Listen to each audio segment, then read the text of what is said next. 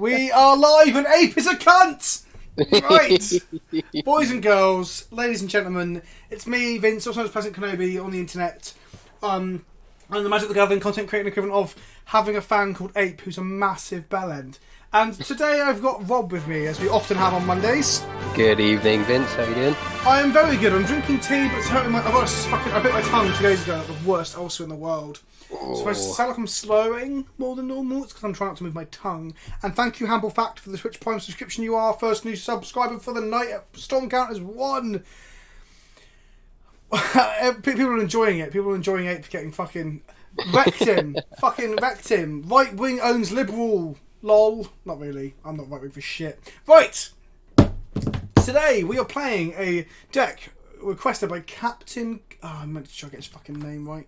He's now a patron as well. Captain Command. I don't know if he's actually here yet. Another one. I didn't see them.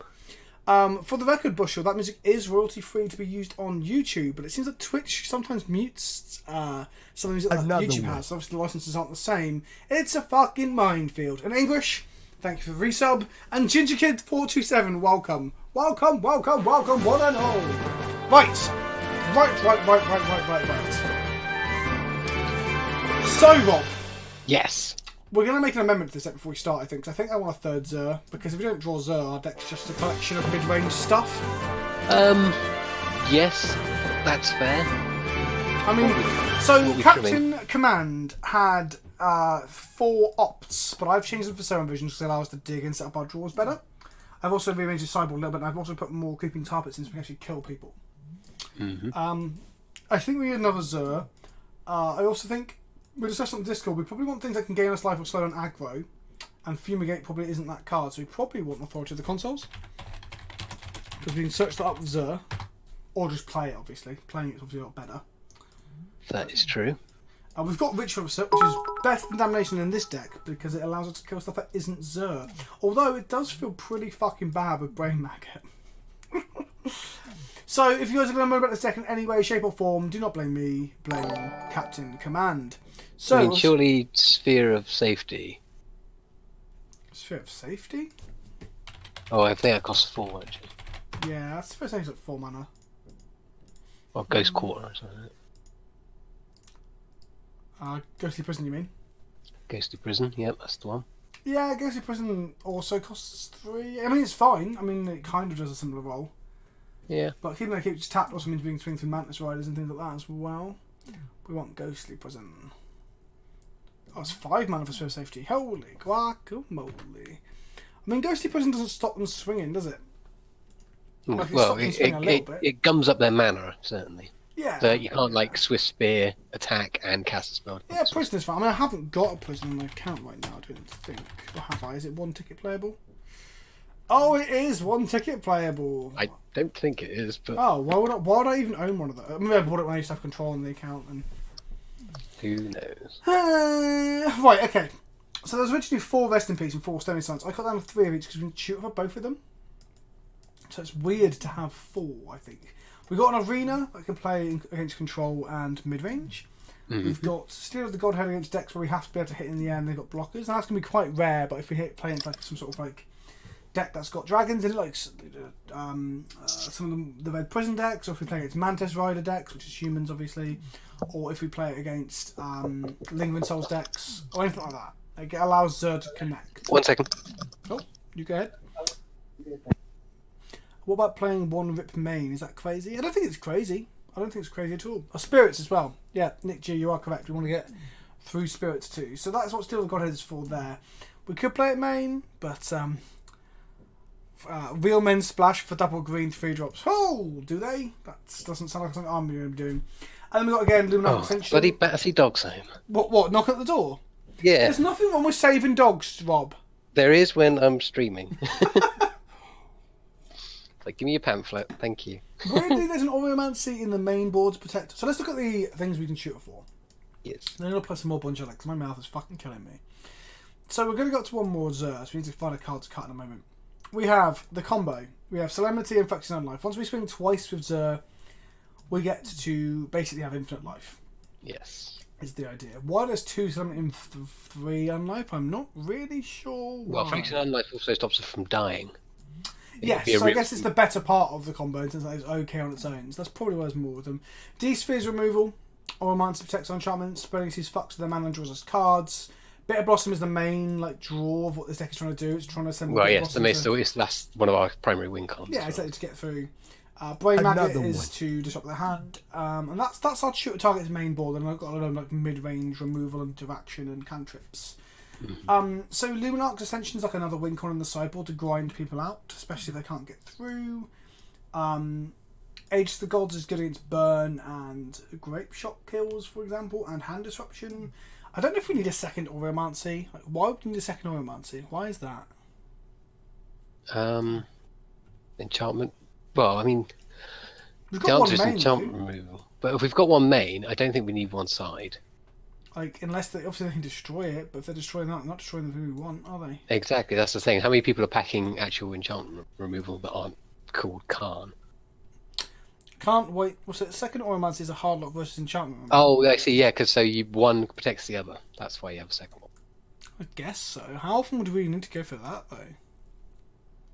It's a lock. People are saying it's a lock of what? They can't block other Oromancers. No, I get that, but then we've got to swing a third time before we apply any real lock, right? Oh wait, Ass Blast, Night of Autumn. Yeah.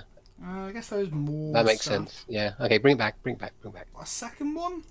Yeah, because then they protect each other. So you attack with the first one. I completely understand. I'm just saying, by that point we've attacked twice with the 1/4. It just feels like we're not winning, are we? We're just stopping ourselves from losing permanence. Meanwhile, we're getting. Well, isn't that the idea? Is to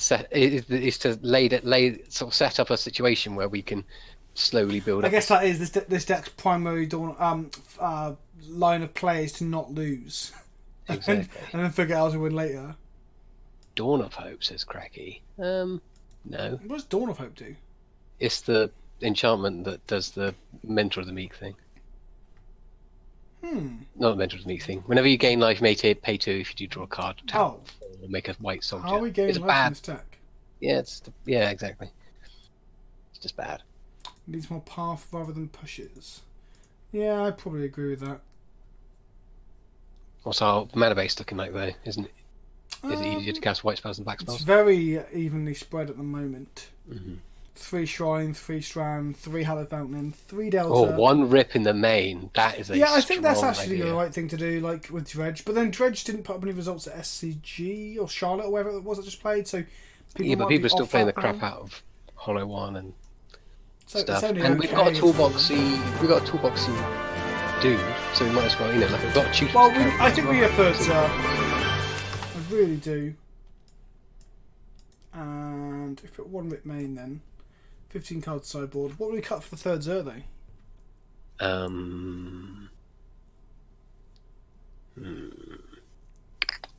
What are people saying? Oh, thank you, Frostborn 89 for this 2 months. Tremor removal, go down to 5 bits of removal because Collective Brutality technically is removal as well. Well, we've got more than 5. We've got 4 pushes, 2 paths at the moment, and 2 collectives. Exactly. So I think we could probably trim. We'll probably trim 2 of these pushes anyway to be paths. Because it deals with everything.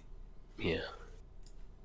Maybe go 1 push, 4 path, 2 Collective Brutality. That's a lot of removal.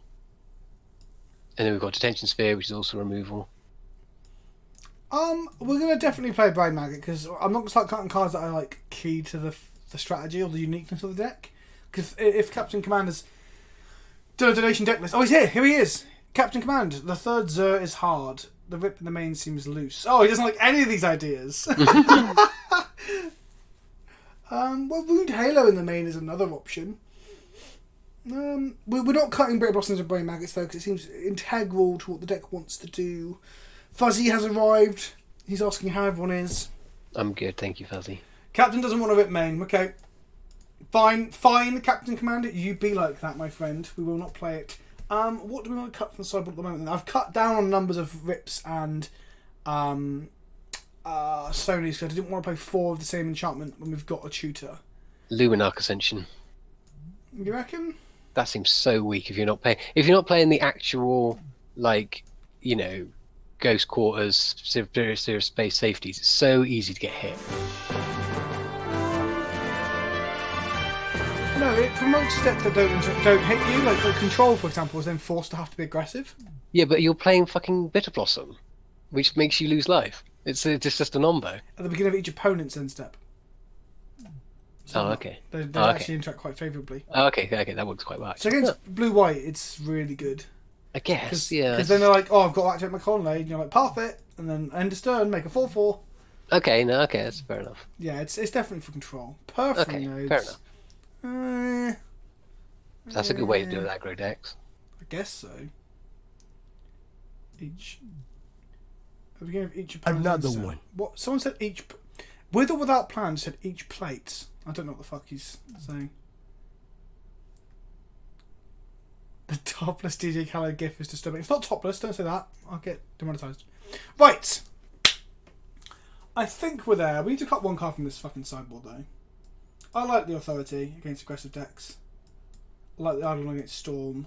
It's probably better than Aegis of the Gods against Storm. We need one cut, chat. Come on. Talk to me. Cut a rest in peace. What, how have we gone from wanting to play one main to now wanting to play only two in the side? That seems very odd, Rob. Alright, okay. maybe Ghostly Prisoners to cut then. I think Ghosty's pretty good. Do we need 3 Stone Silencers? That's what I'm thinking. Like, I mean, Couple of the artifact decks really aren't about that much these days, are they? There is still the omnipresent threat of Tron and Hardened Scales. We have got shooters. Yeah, fuck it. Let's just play Tron non-stop. Right, we don't have any Ghost Quarters. I don't even know how we beat Tron with this deck. I actually think Tron might be one of our worst matchups. Probably. Fucking hell. Like, what do we even do against them? I guess we could spreading season actually, and that's pretty good. Yeah. Then die on turn 6.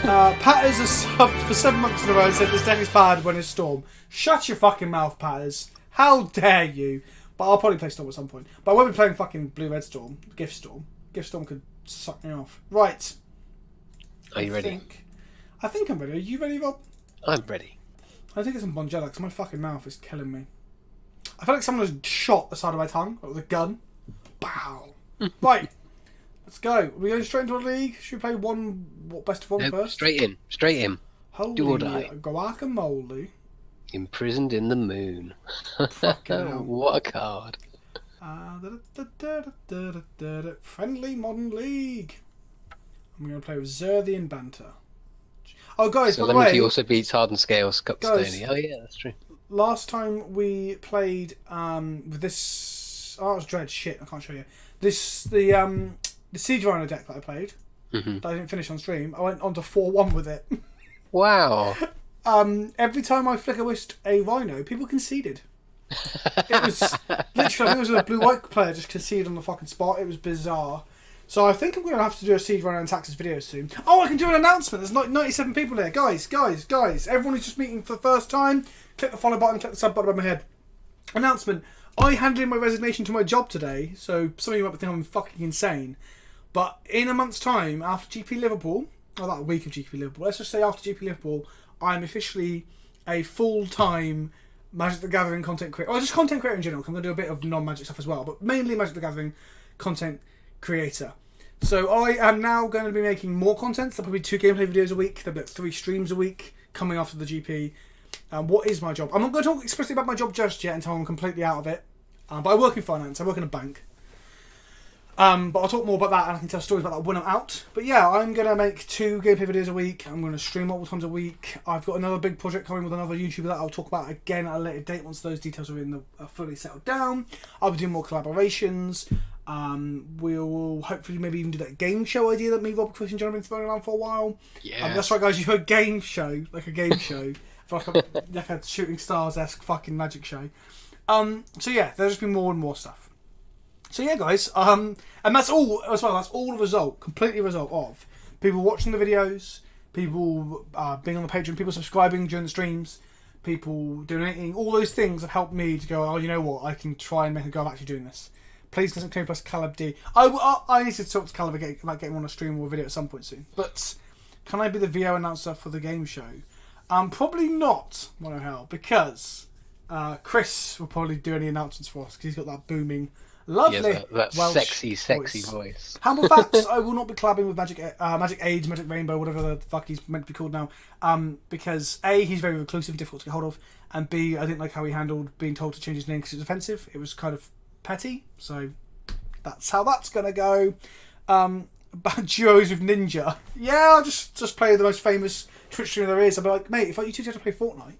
Actually, I'd rather not play Fortnite. It's a piece of shit. But I'll teach you how to play Magic, and then we can play some Black Ops or whatever. But I'll be doing some variety streaming as well. I'm picking up a game capture card. I probably should order it tonight. So I'll do 3 streams a week. 2 will definitely be Magic gameplay, and 1 might just be me playing different things. Just chilling and playing video games, or chilling and playing games with my friends, or whatever. So, I got a blocked nose, it's whistling. That's the announcement, guys. I am going to be a full-time content creator. So I'm currently approaching 25k subs. By the end of next year, I should hit 100. And yeah, there we go. That first Magic Rainbows video was funny. The one after that, yeah, there was a bit of fun in it, but like just going on about toxic masculinity constantly just got fucking old. Right, let's play some Magic. So I hope everyone's excited. Everyone seems to be excited. What if Everyone I do is the very Jeremy excited. Vince-esque interviews with the players of the show to antagonize each other, and one for you. Jeremy Vince-esque? What the fuck is that? I think does he mean Jeremy Vine? That would be my thought. Maybe. Who knows? The mind of ape. God, my fucking mouth is sore. Right, let's join with this bad boy. Zur the Enchanter. Right. Alrighty, let's see. Oh, he did mean Jeremy Vine. Well, thank you everyone who's taking congrats and shit. I appreciate it. I really do. If you want to join the Discord, come be a patron and shit. It helps even more. Don't stop giving me money, because then I won't have a job. Absolutely. This is not time to stop.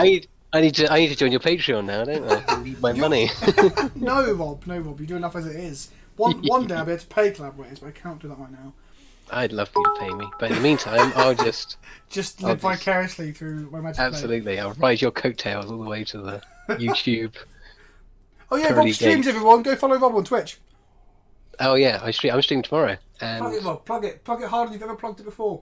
I'm streaming tomorrow, and I might be streaming on Halloween with some scary decks, some scary EDH decks. Maybe streaming with me, aren't we? Are we streaming? We're streaming and recording on Wednesdays. Is that the plan? Oh yeah, that's what we're doing. Yeah, so we'll talk about after the stream today, but it should be me, Rob, Abby, and James, Master of Magics, and we're gonna stream some Halloween themed EDH. I don't have a deck built, so I need to get around to doing that. I also need to talk to you about my deck for Commander Clash this week, Rob, as well, because I think you'll like the concept, but Okay. we'll talk a bit more about that later. General Telford Mast, thank you very much for the subscription, you beautiful English bastard. TV, thank you for the cheers. And English is just fucking, he's just flicking the money like I'm some sort of lady of the night. He's making it rain. And yeah, we don't do links because it's just too much linkiness. You just fix your chat, Rob, so we don't link Another weird one. shit in yours.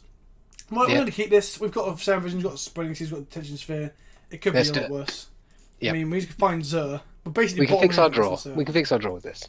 Yeah, exactly. Does subscribing here get you into Discord? It doesn't, my mocks, but I should probably think about fixing that. But then I don't know. I think that probably is a good idea. But oh my god, is this Antiquities War or some shit? No, this is that new. This is the other version of fucking Lantern that looks to like one of the win cons is to mill you out with this. Oh wow. And loop it with a Crucible. It's kind of like Lantern. It's not really Lantern, but it reminds you of Lantern. Because I don't think it plays Lantern of Insight. Vince, have you sorted out the price list for donation decks yet? Right, okay, so I'm going to create a donation deck list sort of thing. It's going to be probably on a website, I imagine, so people can donate to it. Splices will all get one deck put onto the list for free anyway, as being Splices on the channel and support me up to this far. Probably just going to get an island here and some visions.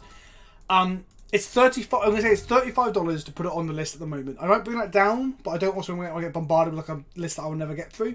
So I don't make it prohibitively expensive, but I don't make it too cheap that I get bombarded. Does that make sense? Yep, that makes perfect sense. And then from there, we might also allow, if people see a deck list they really want to see, they can do like $5 donations to push up the list. That's the plan. It's not in place yet. I haven't had a chance to do it yet. Don't forget, I haven't gone full time yet, guys. It's coming though. It's coming. Hello, becoming a jackal. I haven't seen you in a while. Welcome back. Does that mean I get two since we already did Doomsday? Yeah, it'd be like a yearly thing for Spices. So yeah, you can have another one. But I want to do other people's ones before I do ones I've already done. So you and Levi, for example, got their decks way before, Levi got his way before things went south with my mum and stuff. So people who haven't had decks done will get their decks done first. If that makes sense. Yeah, and we've got them these two. This card is literally useless in this matchup. Yep, and we don't need another land. We do not need another land. So, right, let's play some magic. So we're probably going to use Attention Sphere to take him off mana if he doesn't hit another mana source here, like off the Mox Opal maybe. I guess the Crucible is probably more important to get rid of though. Wow. It's got enough. Oh, fucking hell. Artificer's Intuition. I love this card. It's one of my favourite EDH cards. Nice little There you go. Is a weird deck playing it. spell bomb package you can do. I guess you play Bitter Blossom here. Oh, they play Standing Bridge as well. That's the other thing. Okay. Bitter Blossom? Yep. Yeah, Bitter Blossom. Why not? And then we've got an answer for the Ensnaring Bridge. If he plays 2 Ensnaring Bridges, then we're in trouble. Indeed. We are very well, thank you, Mind Mage. So, Rob, what have you been up to? How are you? I haven't spoken to you for a good couple of days. Yeah, just work really. Worked at the weekend, did some overtime. Lots and lots of writing. Got a deadline coming up in a couple of weeks, so got to get shit done. Writing that erotic fiction about clerics. No, it's not what I do. They don't pay me for that. I do that in my downtime. That's the theme. Oh, I'm just going to say it out loud here. It's D&D themed for next Commander Clash. Oh yeah, I saw Tomo was talking about it. Yes, so I've opted to go for clerics. Oh sweet, and cleric tribal. Yes, so we will talk about that and Nice. ideas. I thought what commander to go with, really. Um, You are completely correct, Ape. You can only find 0 and 1 CMC artifacts with this card, but that doesn't mean the fact that deck doesn't actually play in Standing Bridge, because I'm almost certain this variant does. I think it might play in Antiquities Wars another wing con, but that might not be this deck. I'm unsure. Fetching a swamp seems... Oh, I've just realised you are completely right. There are no white sources in my hand. I didn't even think about that. Shit. I just assumed I could fix my mana. It's fine. We'll draw the other one. But that was very loose now that I've just noticed. So by all means, guys, scratch that up to be a punt. We've got a special command for if we get to Zur the Enchanter people properly, which I'll reveal once we've... Zur the Enchanted people, I guess. Yeah, we should have gone and got a fucking godless shrine there, I tell you. Hell yeah. Oh well. Well, yeah, so obviously if they can keep their... If they end up deploying multiple bridges and then we get them all with one detention sphere, that'd be pretty fucking sick. Yeah. Yeah, I'm pretty sure deck plays like that. I think that in one of my latest videos, it wasn't the Dredge video, it was the video the week before. What was the week before Dredge? Jund? Yeah, I played Jund versus this. I think I referred to it as Lantern, but it's not actually Lantern. Well, it kind of is Lantern. It's like a blue variant of Lantern. Sorcerer's Spyglass. That does nothing now because we've used both our fetch lands. That's pretty good. The Goblins mana base all over again. Yeah, I'll actually walk up in a minute and tell me Creeping Tar Pit is trash or some nonsense. Oh, it does hit the activated ability of Tar Pit, sure. So it stops us being able to kill him with Tar Pit. I was more of a card that doesn't fuck us. Like, it doesn't turn off like a card completely. It's still a land that makes mana. And it doesn't like strand fetch lands like dead either. So we're okay. Like this is the card it names, right? Or you can like blind name one of these in case we draw it again.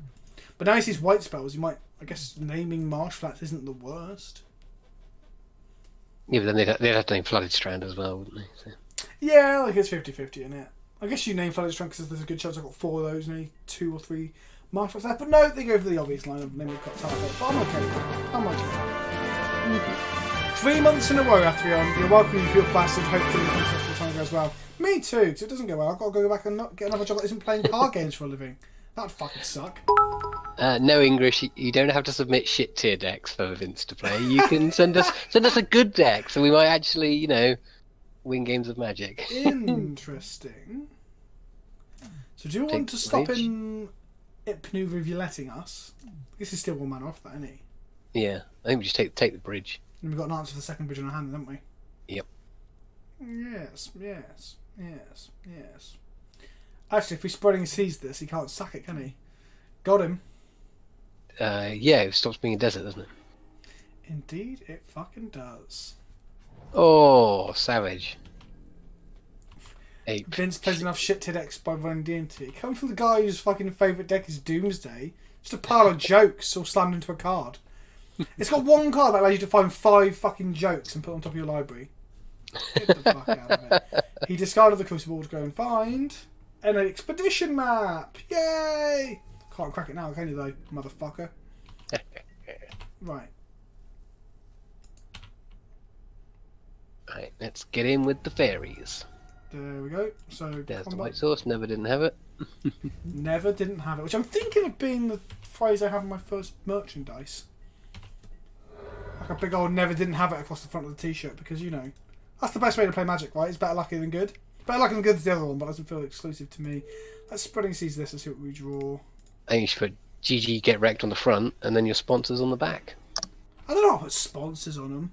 Unless they pay me more money. Ooh!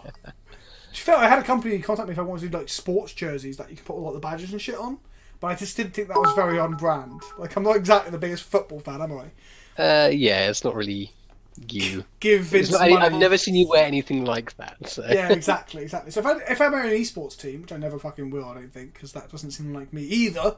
But if I did, it's in a badge. It's just like little like hieroglyphics of dicks and arseholes. It's like 50p pieces and bees and shit. Oh, what's this? Oh, this is the PleasantKenobi chocolate starfish badge. It represents chocolate bum holes. No, I was trying to think it wasn't bum holes. So you could lie, but I just went to bum holes. So yeah, I'm in talks with the company to get t-shirts made, guys. That's going to happen. I sound like such a shield, don't I? Guys, I'm full time. Give me money, buy my t-shirts. Way.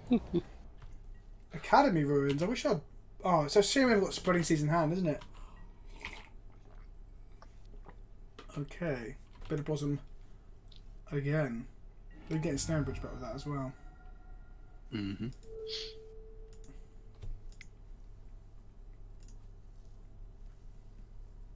They're now putting Stonebridge back on top of the library.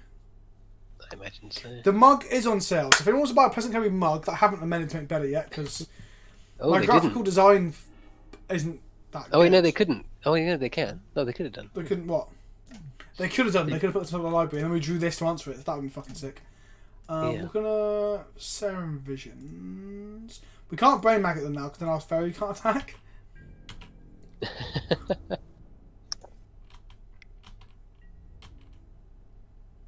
Oh no, there's no bridge in play. I'm thinking in my head there's a bridge in play. Yeah, I'm sorry, like, what the hell are you talking about? I'm just assuming. I always assume there's a bridge in play at all times with these fucking decks. We don't want that, and we don't want that. Ooh, another maggot. Ah, fuck it. Life's for the weak, right? Go for it. Oh, Craig the Awesome. God, that's hard to read. It's 3 words strung together and there's no gaps. Thanks for the sub, my friend. You are our 3rd new sub today. So yeah, Ape, you're not the only mug buying mug. Oh, here we go, guys. Developments. Someone else bought a mug, but didn't put their name in. Oh, okay. So they said, oh, what the fuck? They're discarding to the artificers to go find a cult and get caught by a brain maggot? So, oh yeah, put another Inkstone Bridge in the graveyard because they don't want to use that it's easier for them to get, yeah. Okay, and they lose too much script. So someone else bought it, but they just put a fan. Oh, hang on. Yeah, it's Battlefield first. Yeah. Okay, so I want to choose this. Okay. Oh, that's weird. Why does it reveal it, then I get to choose? Is that how... Yeah, they're all steps. Is that how Total Horse kind of works? Yeah, that's the same thing. They just got an extra okay. What are they doing now? Cracking the map. Go get a Ghost Quarter. Ghost Quarter their own ruins? No, go and get another buried ruin.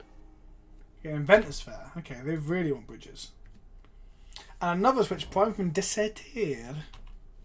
Never follow my advices with all that plan. That's what you should play. Always swing anyway if you have lethal. Sometimes they forget and you both get a warning and the judge fails it. No, yeah, you shouldn't be going for warnings at Comp RBL. That sounds like a bad idea. Oh, hello, sir. Welcome. Welcome, sir. Right. Luckily, he can swing to bridges quite well. He can. So they've got a card in hand, but we don't know what it is, do we? Correct. And they haven't got the mana to do this yet. So we'll play Zer.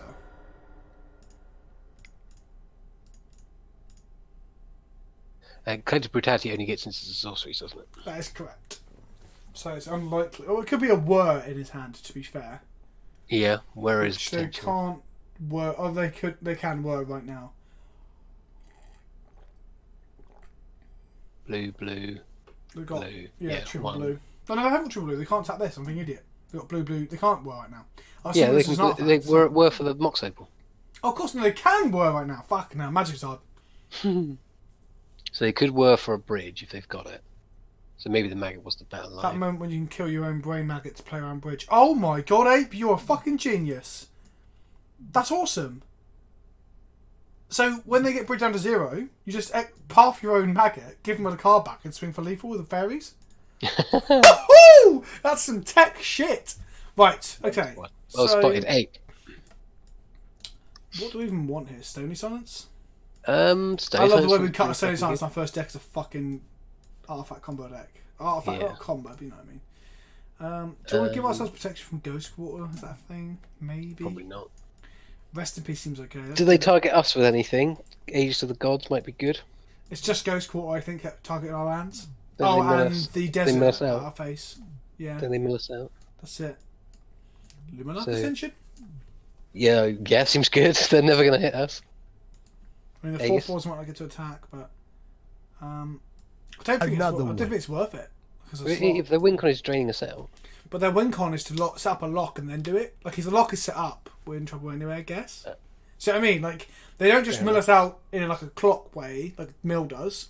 They mill us out by assembling a lock. So if we stop the lock, we're fine. Okay, that's fine. I don't know Okay, if 4/4s are good against a bridge deck, though. That's the problem. I mean, we can always get rid of the bridge, can't we? Yeah. Do you get more money from streaming or from YouTube?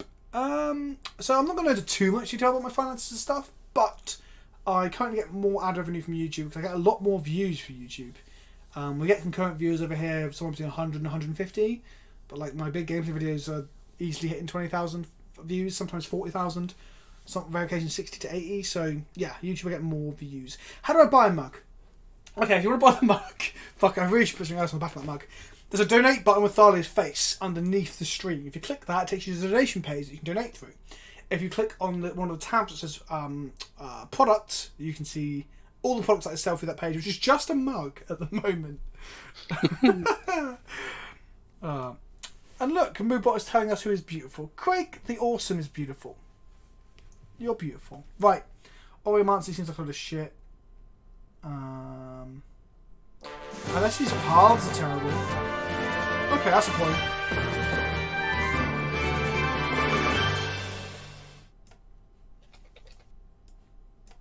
I guess we're bringing the cards that allow us to fucking play better Magic, I guess. It is a 2-1 after all.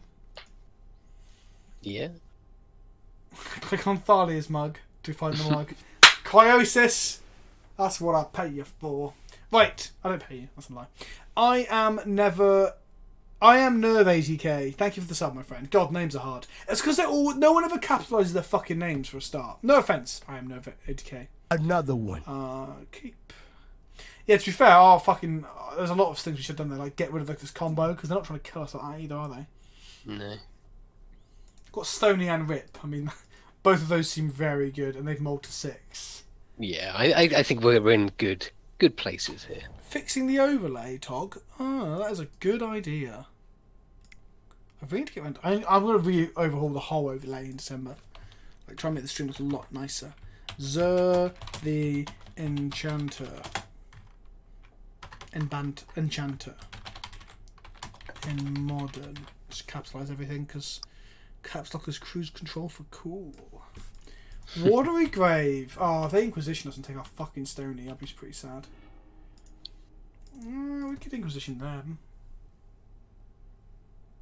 Yeah, that seems right, yeah. Definitely. Let's get a Godless Shrine with this one and we'll get a Fountain with that one.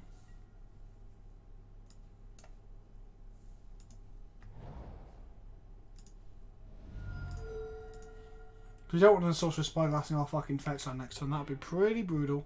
That would suck. Oh, they've got their sideboard aggro card that like to side plays. Sigh. Get the fuck out. I don't think there's any discussion there, right? Like, we can leave with a bauble or like a huge engine to make artifact creatures. Will the gameplay get bigger at some point? It always has it. I can make it slightly bigger, but I don't want to get rid of the webcam. I don't want to get rid of chat. I don't want to get rid of notifications. Like, all those things I feel are very important to the stream experience. So though they're not great for watching the VOD back, I think they're quite important to the host, if I'm honest. I guess we just stony them now and then play Bitter Blossom and ride it all the way home. Yeah, that seems like the right thing to do. Let's do that. We've got white already, so I'm not going to shock myself here. I guess an island. Yeah. So they cracked the bauble now. Mm-hmm. They've got a Tolari West in hand and an island, so they can now untap, play an island, and they can transmute for a 0 CMC artifact. Or 0 CMC anything, to be honest, but... Yeah. Your donations are on top of your Twitch view account. They shouldn't be. If I move them down... There we go. There we go. I've moved them now. Thank you, though. Actually, I can move them across a little bit. Can I move the Twitch view account? I could, but I can't bother right now. The sponsors are missing. No, they're not. JT Bros. What you fucking chatting? Oh, wait, there they are. Like, is that the main sponsors up at the top here? I've obviously Cardsfair do sponsor me as well, but they don't. MTGO got traders of the original, and thus they get more space in the stream. Okay, draw Another two. rest. It's the same. Do we want to 7 visions to try and hit the land, or just? I think we do need to tell that. Oh, I don't know though. Pressure's good, right? Yeah, pressure is good, and the bit of blossom is slow pressure. To be fair, the bit of option can just fucking kill us though if they're just playing in Stone Bridge and play all lands, right? It's fine. We'll play Unlife. We'll be alright. I guess, yeah, Solemnity on live combo does allow us to make a lot.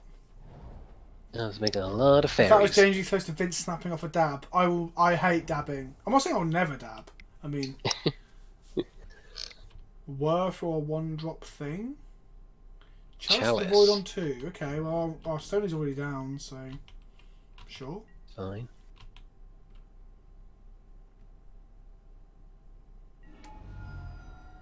Oh, we can't brain maggot though.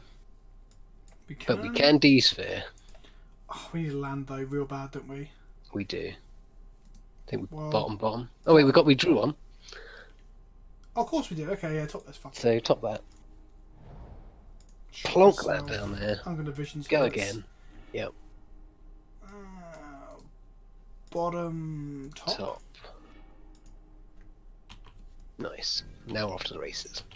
Wow. Another We're 5 points of life behind, but hopefully Bitter Blossom will sort that out. Well, this is interesting because they can't play Sorcerer's Spyglass now. Or Chalice on 1. So that's some of their stuff turned off. Yep, that's true. They can't explosives for 2, Eleanor just pointed out as well. That is That is also interesting. true. They can't even activate explosives to block the Stony. Oh wait, Ilana realised that. Okay. Sure thing, buddy. That's fine. We have. Oh, rules. Naki Hell just bought a fucking mug. Yes. Discord will be updated later on. There's a role in the Discord for mug that bought a mug. And at the moment, Ape is the only mug to have bought a mug. Do we exile this? Yeah, because they draw a card every turn, don't they? Yeah.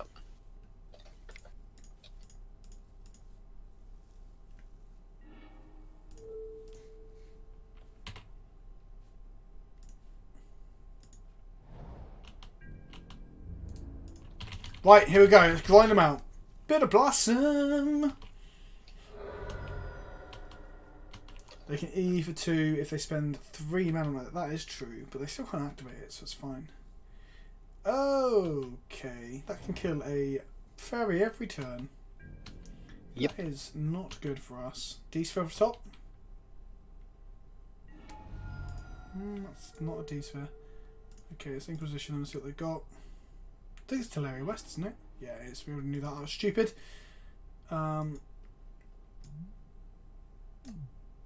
Guess through Solemnity because it stops them from playing EEs and more chalices. Mm-hmm.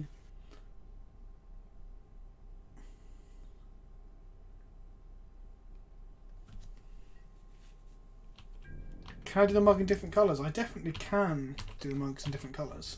I just don't know what colours I can get. But if there was a request for them, yeah, fuck it, why not? I should probably... You guys are getting the early edition mugs. Later on I'm going to put GG Get Wrecked on the back of them, you know?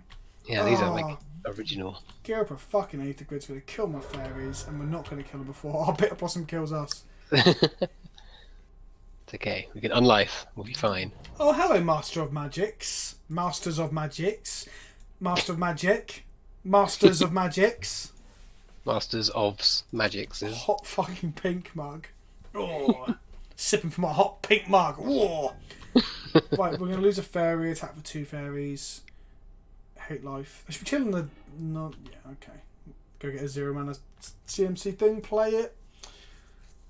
Hate life some more. Yeah, we need to draw a D-Sphere or a Zur. Yes. Everything's can't have counters written on it. What the actual fuck? Oh, they haven't got the tonic edge to destroy this. Modo wants you to know real bad that you can't put counters on stuff. Oh, I'm glad it told me all this. Right, let's hit him for one time that we can then.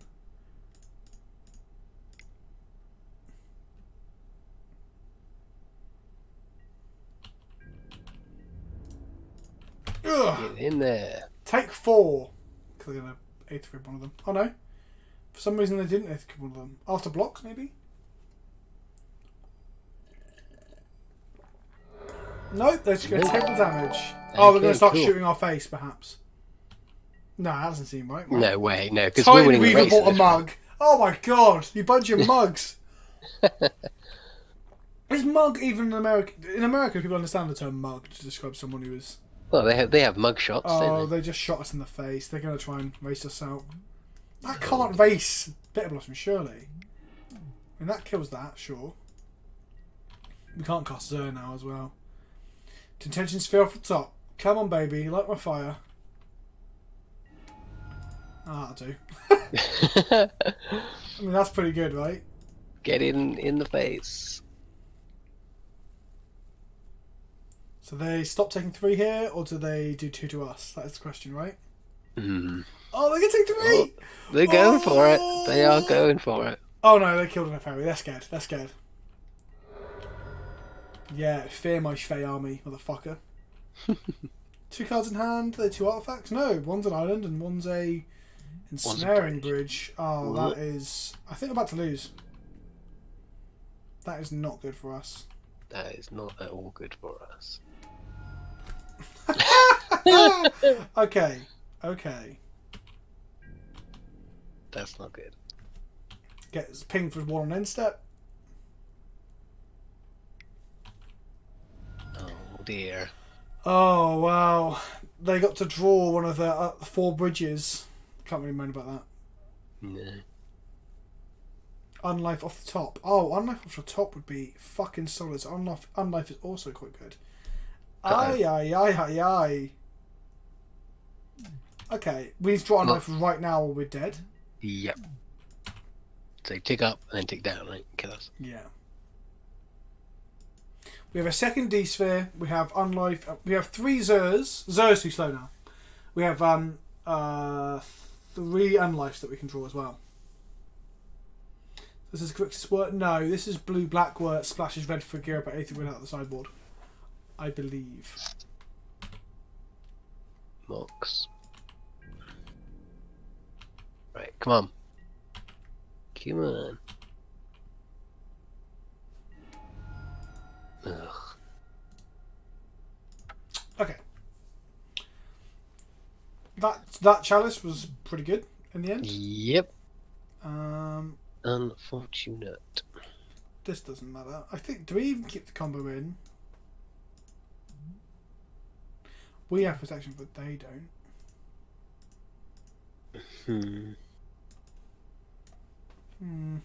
I don't know.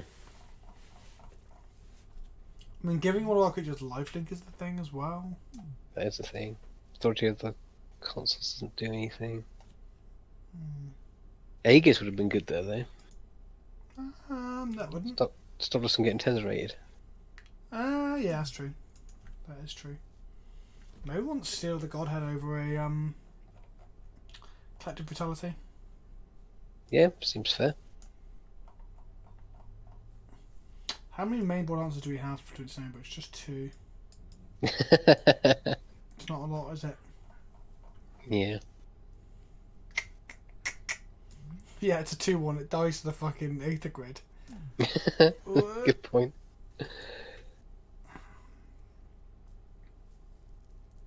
Oh, maybe Rude Halo is good. Oh no, it's only you have protection, isn't it? Not dudes. But we can name Tezzeret. Well, it doesn't steal Tezzeret at that point, you know? No. Let's get Okay. that going. It'd be nice if we could draw a Zur. I mean, that was like turn. What time was that? Turn 9. Yep. Still hasn't noticed. What?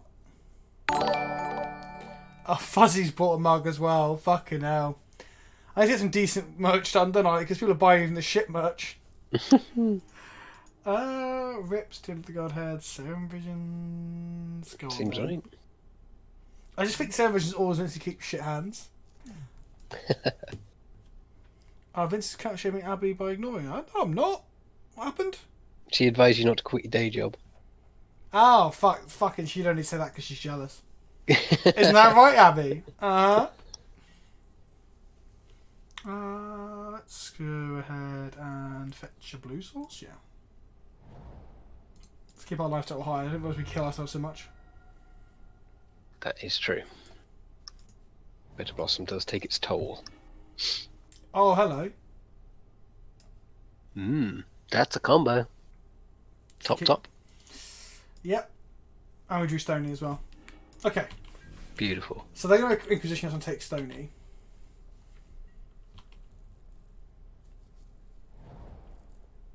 Oh, Billy Bascom is here. Billy Bascom is actually my boss, guys. Can't believe you quit. Now what to get you for a leaving present?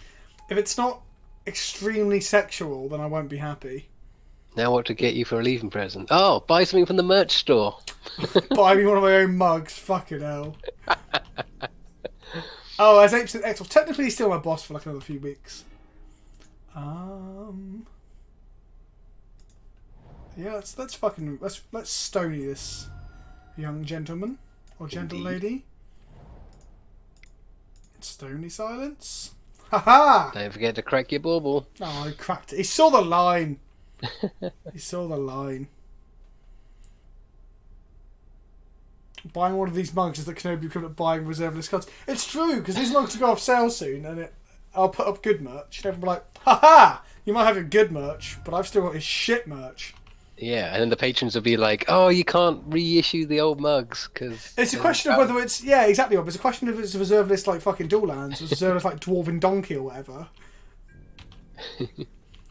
Hi, Vince's boss. Tez was a relevant alt. Tez has an relevant alt.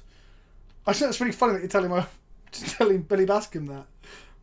Fine, I'll buy a mug. How much are they? I think they're $15, and that was not the price I set up, by the way. That is just a price that is... That's pretty steep for a mug. That is the cheapest you could put the mug up at. Really? Yeah. Oh, we fetch landed and got rid of the fucking other part.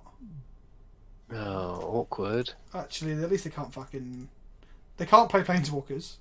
Wait a minute. Oh, they can play Planeswalkers. Another one. Yeah, it goes on. It doesn't say Planeswalkers. Vince, would it be weird if you just sign a mug at GP Liverpool? No, I would love to sign your mug. Wait, are we talking about cups or faces? Both. You'll find out at GP Liverpool. I've signed DeVito Almighty bought a mug.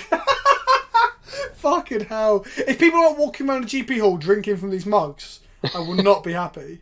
That's what you should do. You should do branded, like, GP supplies. So, like, water bottles, you know. Snickers. Get a deal with Snickers.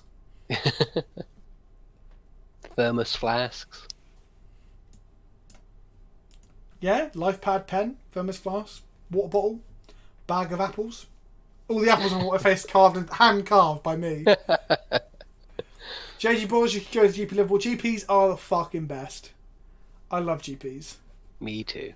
GPs are awesome. I cannot wait for GP Liverpool. I'm super hyped. Yeah, me too. Well, I think how exciting this is. It's my sister's wedding. And then the Monday I get back, I do my normal stream. So this will be my first ever stream that Monday there with us, which will be my first stream when I'm full time. Mm-hmm. Then I've suggested to John if he comes to my house on the Wednesday night before we travel to Liverpool, we might do like a live stream there to celebrate even further. Mm-hmm. Then we have GP Liverpool to the other side. Then I get back, and then I'm full time. Like, oh my god, what have I done with my life? But how exciting is that period of time? Like my sister's wedding into like a stream and GP Liverpool. It is exciting. Yes. Super. Hello, Zur. Let's fuck him, guys. What am I doing? Shocking myself.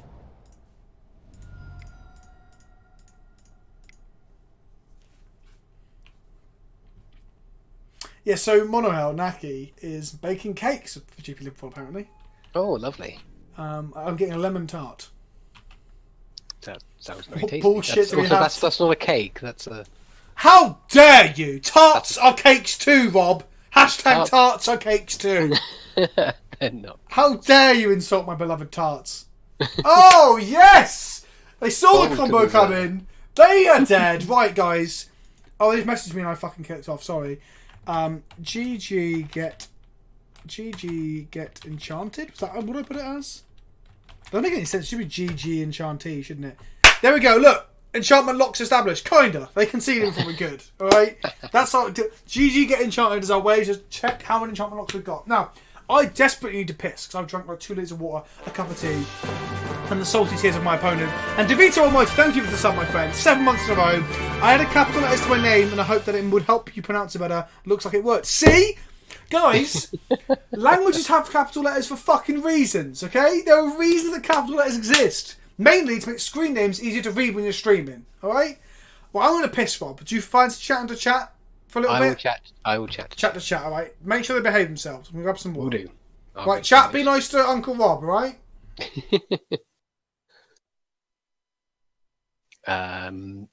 I'm good for cake, thank you. I don't have much of a sweet tooth, Monohel, but thank you anyway.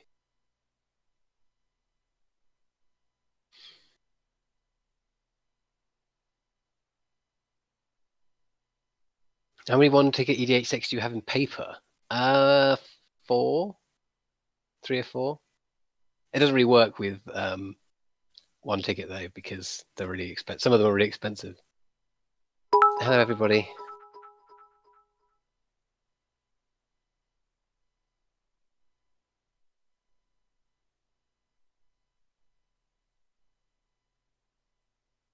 Well, how excited are you for D&D Ravnica? I'm super excited for D&D Ravnica, Sir Smashing. I've even written an adventure that maybe potentially Vince and I could run on the stream sometime, if people want to see that. Doing me DMing some stuff. Are we on Arena? If not, why not? I'm on Arena. The only reason I'm not on Arena now is because I'm here. So, you know, I quite like it. I think it's good fun.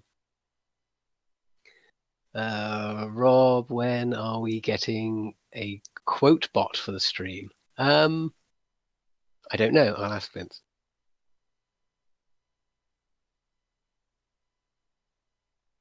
What do you want in the next set of Ravnica? I want decent Orzhov stuff. I want a cool Aristocrats deck that I can play in Standard. That's what I want. And I'm hoping that Orzhov can deliver. That would be very cool.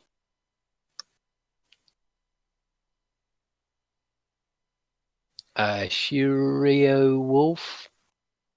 So the Enchanter's got the Fraction Unlife Solemnity lock in it mainly. That's basically what we're trying to do. What should Ape get for a takeaway? Chinese. I want a new Cleric Lord. Clearly.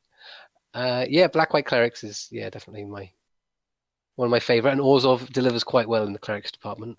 Pontiff of Blight is a particular favourite of mine. Gives wheel dudes extort, which is pretty cool. And it's got a big, huge butt. Personally, big fan of D&D. There much D&D streams or playthroughs. Big fan of campaigns and channels. Yeah, me too. I don't like watching D&D. Like, I can't stand it. It's really weird, but I love playing it. I've played D&D for years on a regular basis, and I can't get into watching other people do it. It's kind of weird. Rob, will you marry me? No. Well, what's the worst thing you've ever seen Vince do?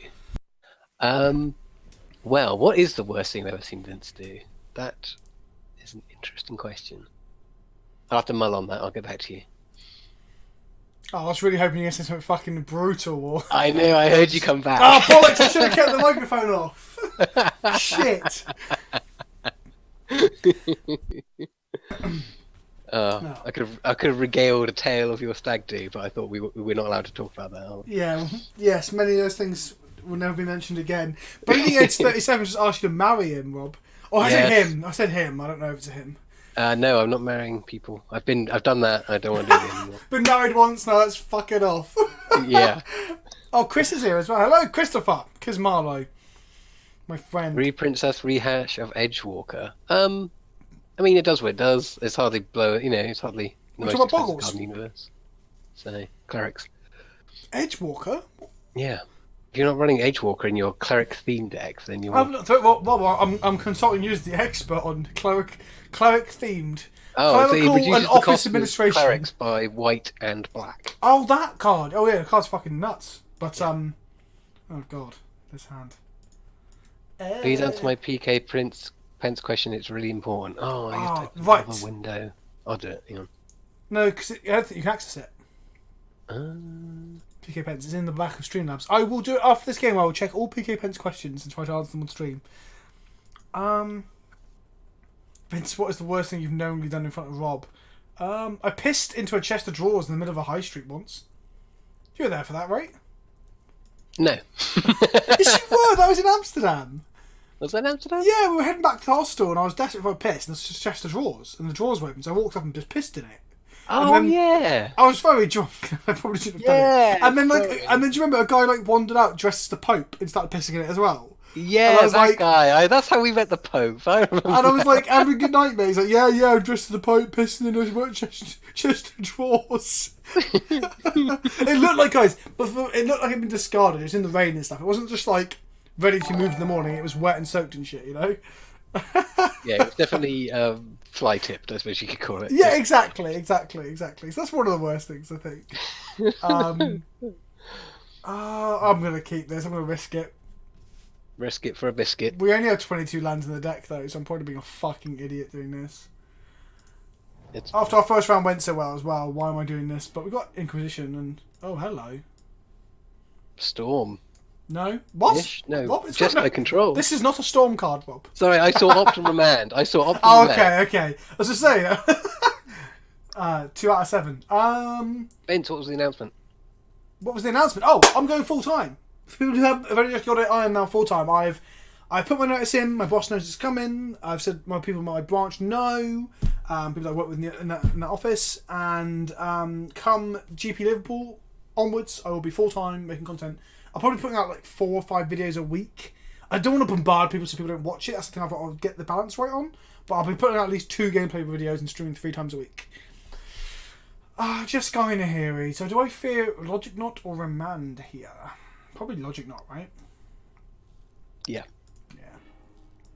So yes, Tog, I'm going to be fucking smashing the content like a madman. Bleeding Edge, it will cost more than $20 on a Taco Bell to get us to play a deck, but we're working on it. $20 in a Taco Bell. I mean, that's almost close enough. A Taco Bell's what, $8? But I don't know how you'd ever get Taco Bell to me, I guess. They didn't play Opt, so maybe they don't want to crack this fetch. So I'm going to shot myself for a Flooded Strand. Well, we saw how many lands they had in their hand, didn't we? Yeah, that is weird. Hallowed Fountain, yes. Got a lot of 2-drops in this deck, I guess, as well. No deck list. Pretty sure we have a deck list. Yeah, there is. Deck list. Boom. Zur the Banter. From Captain Command? Captain _Command.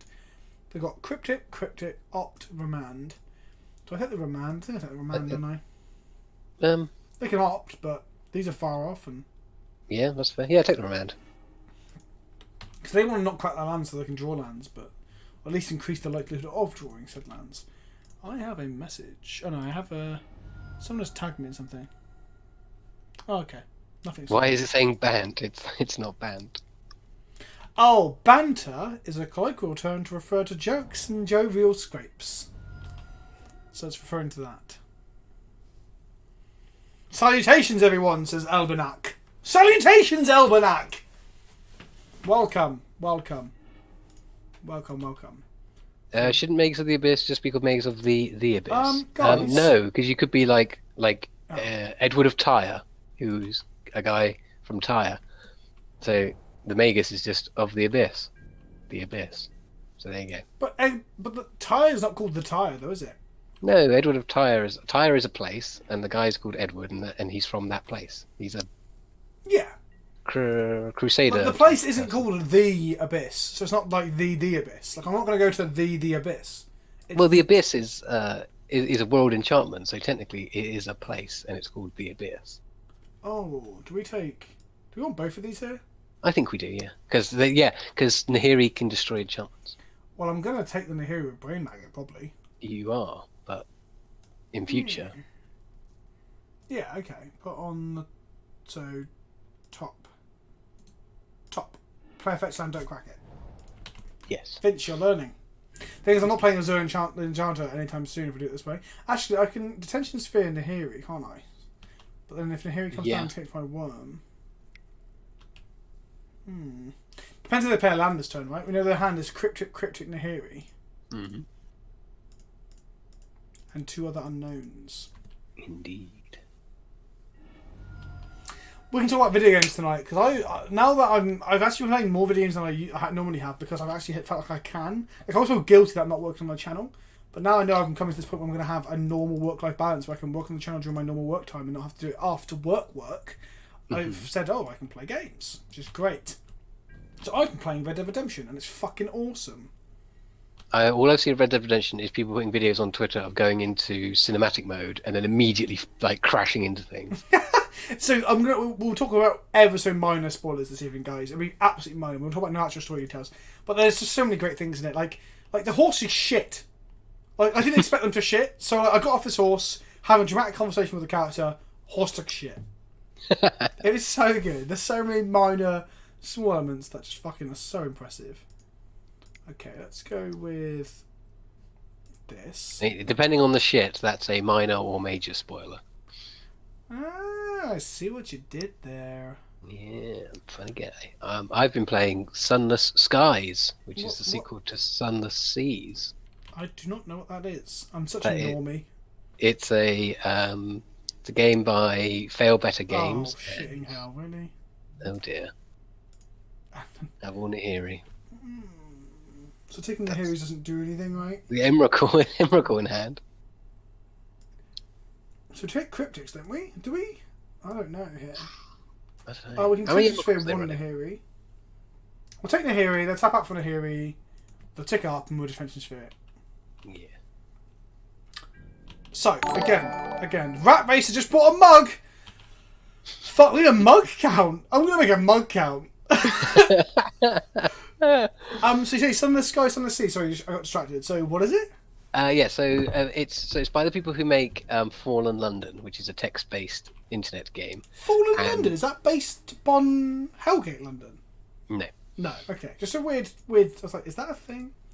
And yeah, basically it's a pre-generate a roguelike survival game where you fly around in a Zeppelin type thing or in a boat for Sunless Seas. And yeah, basically it's got a lot of like Lovecraftian horror things. It's very, very story driven, and you go mad and eat your crew and stuff like that. It's great. Sounds wicked. It's really cool. It's really immersive. What kind of like perspective is it? Top down. So and it's all like you get like journal entries and like there's a lot of like text based. Is the gameplay sort of like is it like action RPG or? Yeah, kind of. Yeah, it's more on the FTL side of sort of cool. I fucking love FTL. That is something I want to do some variety content for. Like non-magic is just do some memey, jokey videos where I play through FTL properly because I love that game. God, FTL is wicked. FTL is really good to have on like just in the background. Like just talk about anything like on a stream and just play it. It's kind of it's great. Super cool.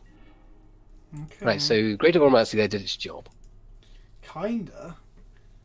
We're in a precarious situation here, kids. Hello, Rantosaurus. So we can Detention Sphere Nahiri, then they can play Nahiri, down tick, kill Detention Sphere, then up tick Nahiri. Yeah. Creeping Tuppet deals with Nahiri, kinda. Yeah. Me Munson, Sunless Skies is better than Sunless Seas. So if you've played it and you like it, get the sequel. It's very, very good. Do we do Detention Sphere anyway? Because it uses up the mana? Like, then they up tick. Oh god, we don't seem very well suited to dealing with Nahiri. We have to do something with our mana though, right? Yeah.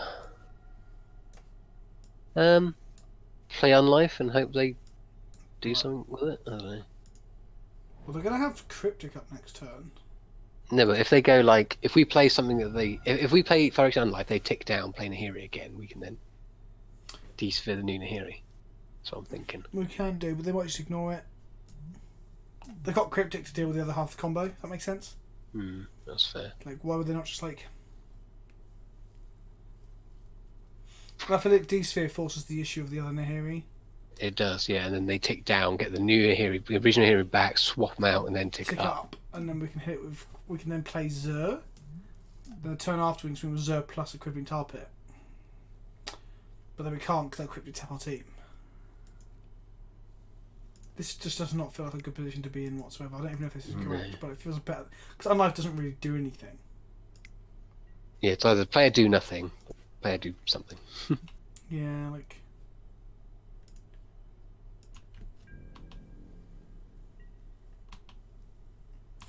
Why are we talking about English's like legal status to be able to have sex? Is that what we're talking about? Where did that come from? What is happening? You bunch of fucking miscreants. So they keep Cryptic up now, yeah. As we thought. This can also be bolted, so I guess I activate this. Yeah, like this force the issue. Yeah. Yeah, so they're going to counter bounce, aren't they? So here they can tap it. draw.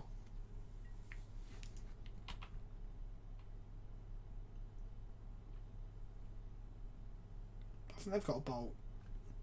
The hand is currently 2 Cryptics and 2 unknowns. No, it's just not. That's a lie. 2 Cryptics and a Nahiri and an unknown. Cryptic, tap all creatures, draw a card. Sure. Okay. What is on the new Emrakul? Is it protection from instants? New Emrakul, yeah. Yeah.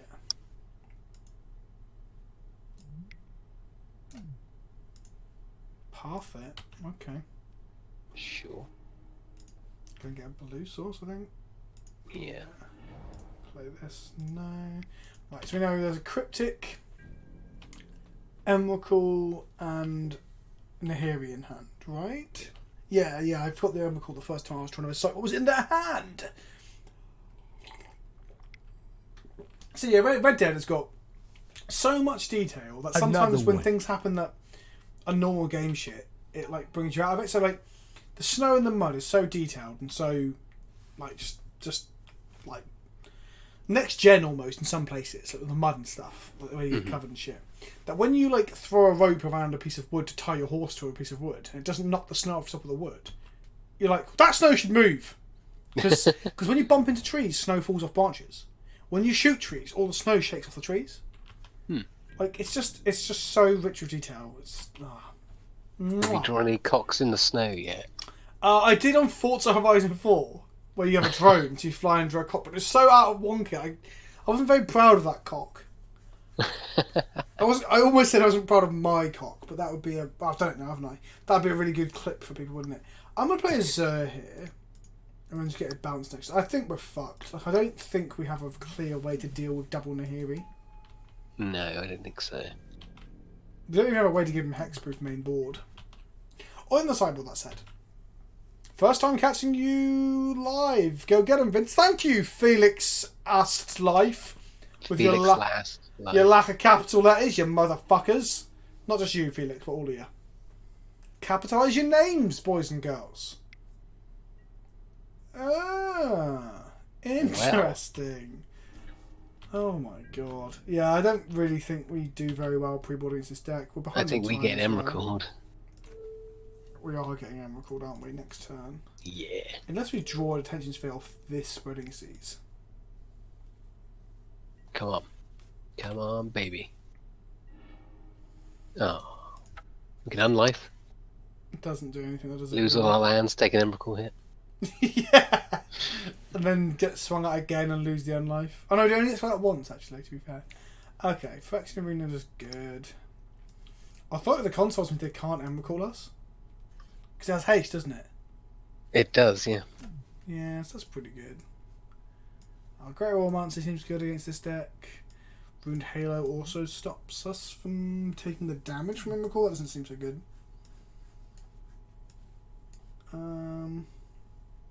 Illuminarch Ascension. Yep. And then we're going to cut 4 paths. And a push. Makes sense. Still, the Godhead is better than the push, I guess. Yes. Good evening, Pixie7. Actually, Runehair is probably better because I can name Celestial Colonnade. Yes, you can. God, Rob, it's so fucking good. So, Red Dead, some of the shit has happened, right? So, I accidentally pressed the wrong button and punched a guy in the street when trying to tie my horse to a post.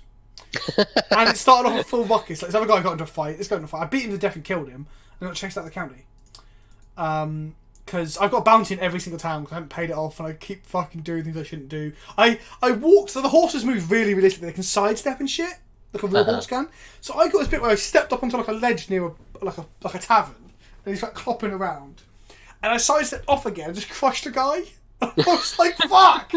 Then another time, so... yeah, I'll keep this. Answer's good. I killed a turtle, which pissed off my wife. She hates it when I shoot animals. But you got to skin all the animals to get an achievement, alright? And I'm an achievement whore.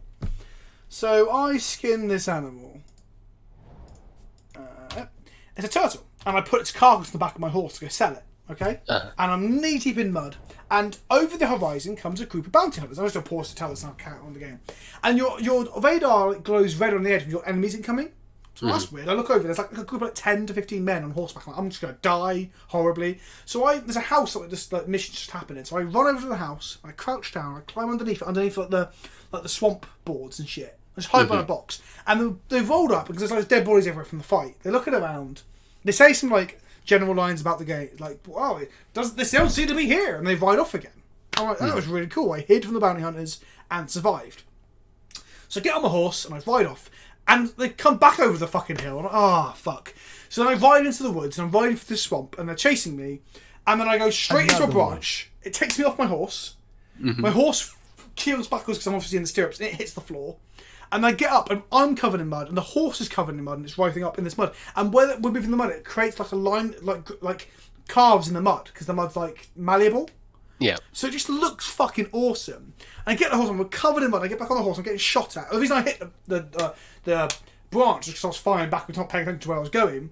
And my turtle carcasses fell off the fucking horse. Also, carcasses rot if you don't sell them quick enough. Okay. No, young fuckers one. I'm talking about Red Dead Redemption 2. And then I rode away through some water which cleared my horse off and I got away. And it's just the whole thing. And that's dynamic. That's not even a story mission. All of that happened dynamically in an event that was on the side of the mission. And then there was another really cool. I was doing a mission where I came down a hill and there's a bear. I was like, I want to fucking kill a bear. And the character you're with, who just hunted some deer, is like, don't fight the bear. I'm like, no, don't leave the bear alone. Not don't fight the bear, but he says it in like an in-game way that makes sense. Yeah. And the Steph was like, you're not meant to fight. And I got off my horse and I waded through the snow with my rifle. Like, I'll fight a fucking bear. I can fight a bear. And the bear starts walking off. So I go to Deadeye and I aim at it and put some bullets on it and I shoot it like twice. And the bear just ramps towards me, nails me to the floor and like rips my throat out and kills me instantly.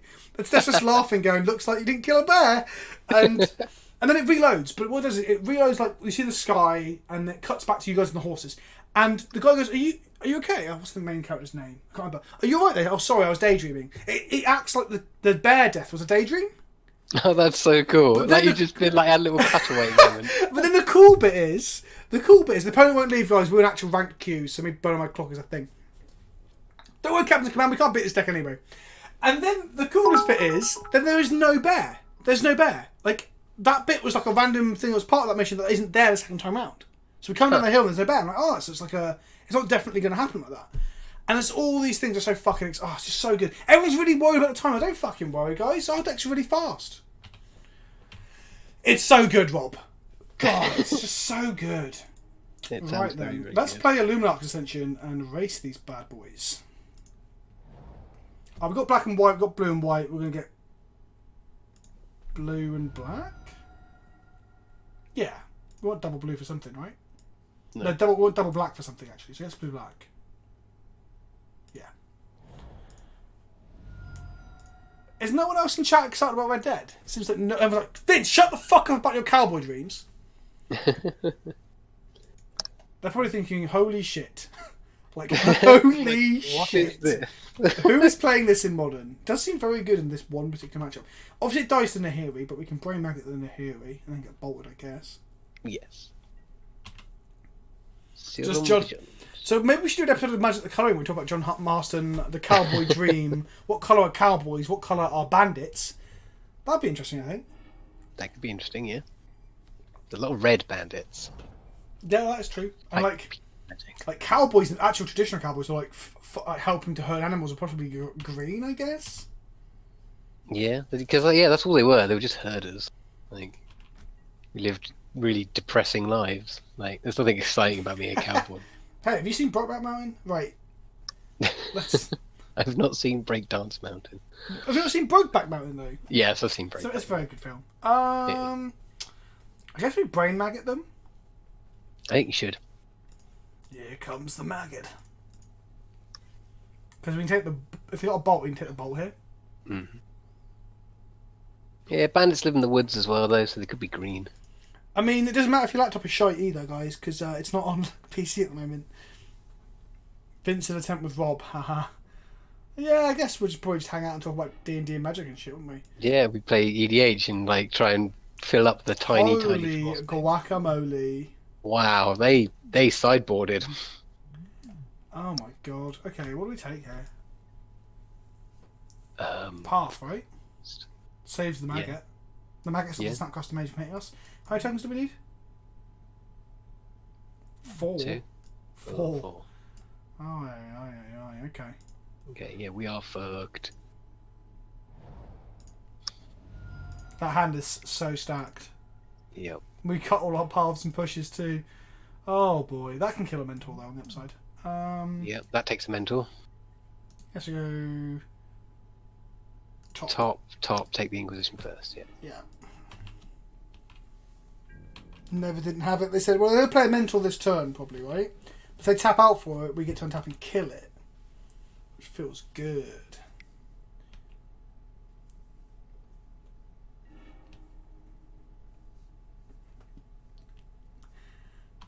You can only spend so much time with a tent together before the time needs filling. That's not the only thing they were filling. I knew you were going to say that. Oh, come on! It was an easy way to go. Oh, I'm going to kill that mentor so fucking dead. I think I might discard the unlife, by the way. It's got mentor gone, opt gone. I don't know. Because we can get the cryptic out of his hand. Oh, Which means yeah, we can that's untap next turn and play Zur. Always yes. Always yield. Okay. Well, let's play quickly, because I thought we were just going to lose this game by default. Looks like we're not going to. We might so actually win this one. Inquisition in our hand. Yep. Let's go rip it apart. We have nothing left. Nothing. So we're going to go take the mentor, aren't we? Yep. Oh, Jace. Oh, Jason Christ. boy. That'll bounce our maggot as well. Oh. Yep. Okay, let's take the mentor. And then we can kill the current mentor and take the cryptic. Yeah, Yeah? that seems good. Yep, and discard the unlife, yeah. Yes. Just Escape 2 modes, that's it, yep. Go target opponent and that. Yep. Cast. So, face and creature. This Tap hand that. worked out quite well. It did, yeah. The discard spells really coming in strong this time round. Choose an instant sorcery, cryptic. No, we've got a snap for the cryptic and we've got a Jace, which they'll definitely play with Jace next turn. Yes. Another And then one. presumably they'll brainstorm. Oh, I meant to attack for lands. 1. Damn it! Fucking bollocks! God, we could have hit them. Next turn. We played that hand, that turn perfectly perfect. Until I didn't attack. Until you Oh, didn't look, attack. a Jace. I guess they bounced the maggot here. No, they're going to bounce. No, they need lands like to snappy cryptic, don't they? That is true. And they also now need some kind of pressure because we're about to start making angels. That is true. We might actually win this now. I feel really bad for just to say, oh, we're going to lose. Fuck the clock. Right, I guess we just slam Zur here. Labman dredges that modern 2D but not enough. You can build a particular version that looks to itself completely. Yeah, I think I we think it's the worst definitely... thing in the world. Only if we had some Only had some time, more so Captain time. Command. Yeah, I know. Sorry, Yeah. Captain. I just thought the first game went so badly. I was like, "Fuck it, we're gonna die." But I think actually with the what's it the gruesome menagerie card, the get back a 1, 2, and a 3, you could do like a crazy dredge with Labman as a win con because you could reliably get it out of the graveyard. do I attack Jace here? Yes, There's no reason not to attack. Right, this isn't online this turn. nothing is online. It's free damage. It's free real estate. And by real estate, I mean progress in the advantage bar. That should be on screen right now. One day, the screen will be so advanced that one person who's paid to move a bar back and forth. That's the dream, right? It'll be a separate camera with a live thing with the With guy. a live, it's been out sign. like, with glitter and shit all over it as well. Like a really Yeah, glittery... just like moving an arrow up and down That's- board. Oh, red mana. Don't Nahiri me, bro. Oh, if this is Nahiri with... Oh my god, that's so frustrating. Oh, kill the maggot, kill the Zur. No, kill this. They have to kill this, right? Oh, that's so annoying. Unbelievably. They have to bounce this now, right? Oh, path this. Oh my fucking god. Do it all. Do it all. Oh man. Okay, no, Captain, we Well, can't. you're beat right. this. We are going to lose this. The one they cast Brainstorm one time and look what happened. Such a load of shit. That is so jam. There's like probably no other card in my deck that deals with it as well. Literally none. Oh, it's so fucking annoying. Right. Take him off red again, I guess. It's the one thing we didn't want to happen. That was the worst case scenario. Agreed. Agreed.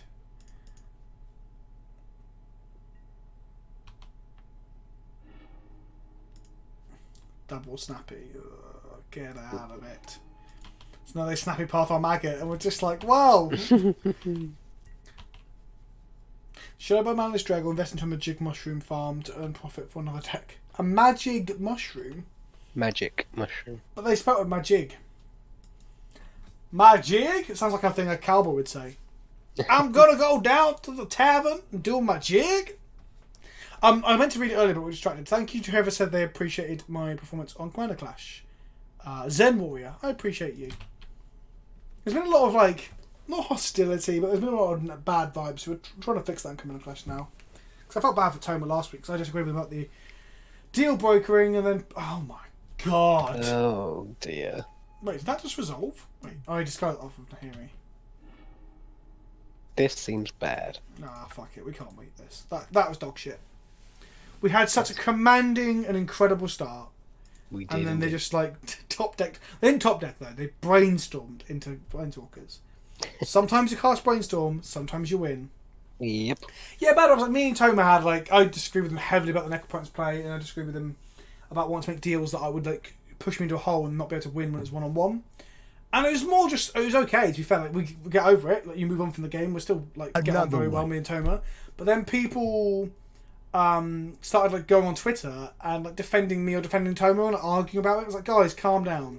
It's just a game of EDH. It's fine. Exactly. Just leave it in the game. Oh, PK Pence, John! Fuck! Oh, I will sort the PK Pence out. Shit. If we get up in time in game, we'll do it between games, not rounds. I actually really like that you are still long from... I'm long from striomening. This hand seems fine.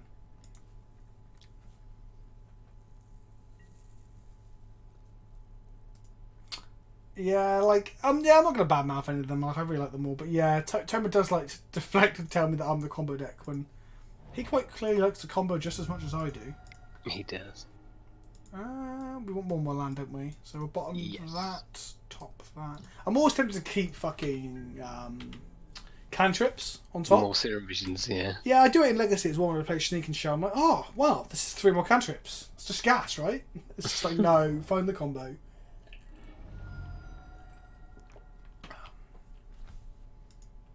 Stop playing combo stacks. Thanks, Fatima. I appreciate the input, Sean.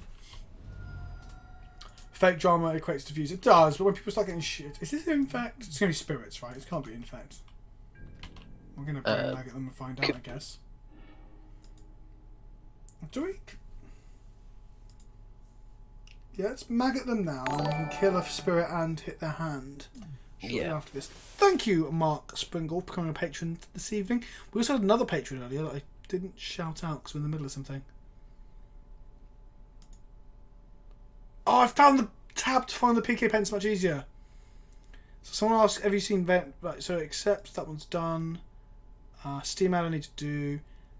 Asshole Titties we've done. Vince and Rob, what are your favourite Halloween or Halloweenish movies? That's from John. Oh, John, it was your question. You cheeky bastard. So, John, Rob, you can start. What are your horror movies of choice? Oh, that is a very good question. Oh,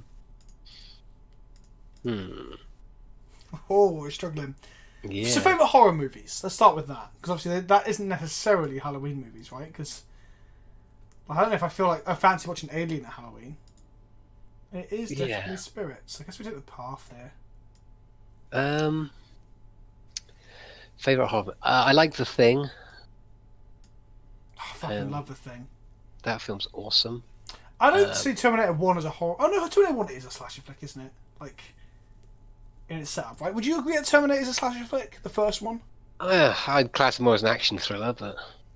Because it's just a chase movie, the entire thing. It is just a chase movie, but you've got... Like, the antagonist is very much like an unstoppable killing machine that you get in, like, the fantastical horror movies like Friday the 13th and Halloween, though, right? Yeah, but it's not paced as like a slow moving, like high suspense kind of film. It's more action orientated. Slasher definitely counts as horror, definitely. So horror, yeah, slashers are horror films. And I guess the first Terminator is, but the first Terminator doesn't have that much action. Right? There's the shootout in the club. There's the car crash through the police station. And there's how does the first one end? Yeah, there's no like there's no like fear of the unknown or any of that kind of stuff. It's just very much just like I guess so. I guess there's this unstoppable killing machine. So, but then so is Jason in Halloween, right? Like he's not unknown. It's very oh god, I forgot this gonna have 2 power. Oh. Only for the 210. No, it's pumped up with this. Oh yeah. We can still kill it with a collective brutality. We can attempt to. I want to kill this really. Might resolve. Let's cast the Serum Visions first. Yeah, infamous. Yeah, Evil Dead's okay. Evil Dead 2 though. Evil Dead 2 is where it's at. Evil Dead 2 is a great Halloween movie. So I think Halloween's not about being creeped out. Halloween's about fucking everything being a bit silly, in my opinion.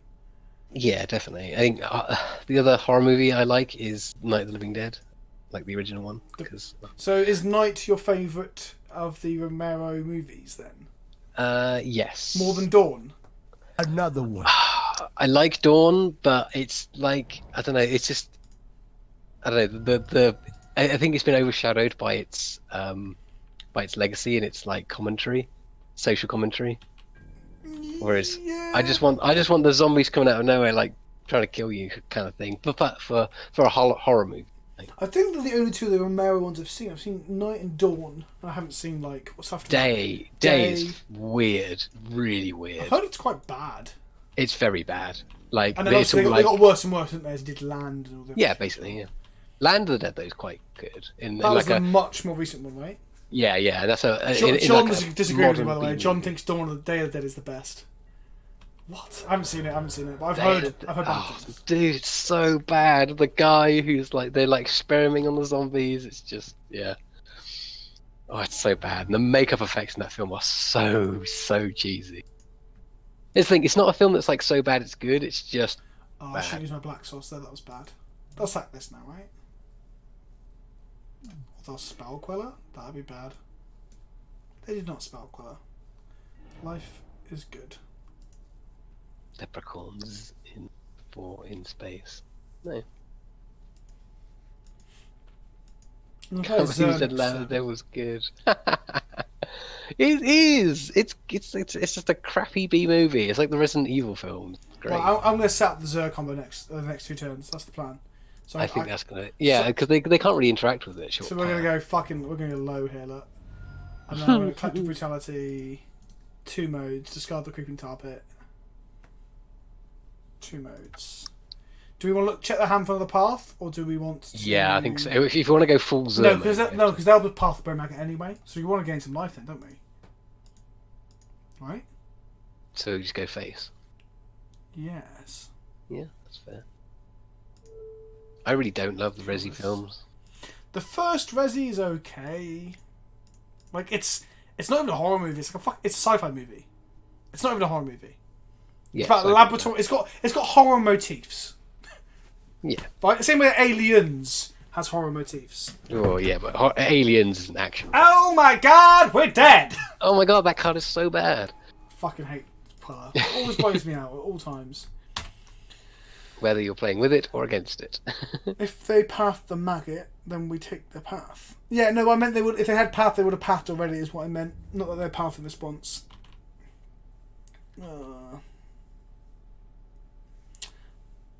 The second, yeah. So even when I was like 14, 15 or whatever, and the second Resi movie came out, I was like, this is just dog shit. It's so bad. It's not bad enough to be good. But I guess you can kind of compare it to.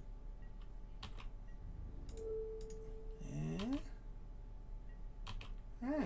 Flashing rattle chains? No? Okay. Okay, as long as we can assemble the combo, we will be fine. So they think we're going to die to our own Billet Blossom, but we're not. So I'm going to play this. So the first thing we need to get is Unlife. Yes. If they have a path for the Zur at any point, we're fucked. Event Horizon is an overrated movie, massively. Event Horizon is massively overrated. Like, I think it's still pretty good for like certain reasons, like visually. Like it's got an interesting aesthetic. I don't want to run that into a Quella, so I can't attack. Oh god, if they they can Quella block, but it doesn't matter. So like it's got a very interesting tone to it. It's Collected Company. Oh no, it's not. Make all 1/1. Yeah, fuck it. Why not? Make all the 1/1s you want. But on the whole, though, I don't think it's anywhere near as clever as it was. Apparently, it was mangled though by Studio Intervention. I watched a documentary about recently. Yeah, I heard that. Apparently, the director's cut, even the director's cut version, isn't like the true vision or whatever. This goes here. Apparently, it's supposed to be like way more gory, way more graphic. I do need to watch Possession, John. I'm going to watch that hopefully this week with Steph. Right, make a bit of Blossom. Okay. Play this. Do not pack it. Go to combat. Zur, baby. Zur is a really fun card to trigger. Yes, it is. Now let's open the toolbox. What can we find? Ba-da-ba-ba-da. So we're going to get Phyrexian Unlife first, right? Yes. Yes! Dog Soldiers. I've never seen it. Good night, Zen Warrior. You're also rocking Captain Man. I like it. This is fun. And good night, Zen Warrior. What's some Blacklist? I don't know what that is. I don't like films with fast zombies. That's a very weird generalisation to make, Tenobis, because 28 Days Later 28 Days Later is brilliant. One of the greatest zombie movies, in inverted commas, of all time. And 28 Weeks Later is probably one of the best horror sequels ever. I haven't seen it. I've heard that it's meant to be pretty good, though. It's very good. It's got Robert Carlyle in it. It's very, very good. He's also in... No, he's not. He's not, no. No, he's in 28 Weeks. 28 Weeks Later is Robert Carlyle. 28 Days Later Christopher is Eccleston, isn't it? Cillian Murphy. Christopher And yeah, pre-Doctor Who, isn't it? Yes, just about. Yeah, it is, isn't it? Yeah. Wait, hang on. So this... I'm going to block it, because there's no reason not to. You don't lose the game for having 0 less life. As long as you have 0 less life, or damage don't take poison. But once you have Solemnity, we can't take poison. Yep. 28 Days supposedly isn't technically a zombie film. That's bollocks as well. No offense, Almanac. You're entitled to your opinion. But so genres have conventions, right? Conventions come in 3 categories. You've got iconographical, you've got thematic, and you've got plot. And you've got plot point, I guess, is the other way to describe it. Yeah. And if I'm going to attack and hopefully not get blown out. Let's attack first. Pray to God. Triggers anyway, yes. Let's go get Solemnity. Guys, I think we're about to like combo them. There we go. Then we're gonna need to crack a fetch to be able to kill the spell Queller post combat. They flash in another Queller. What's the plan here? There you go, Collected Company. Sure.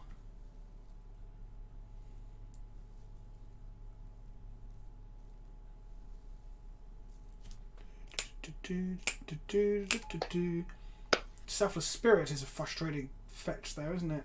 Yep. Rattle Chains. Sure. So someone's going to become hexproof. Then they're going to double block. Fetch, swamp, kill, spell queller. Seems good. Yeah, I could have done that before this, but I can't do it now. I'm going to kill... Killing this is fine, before to kill this, but I now want to kill one of the double blockers because they don't block. So this is now hexproof. Do you want to double block me? Come on, double block me. You know you want to.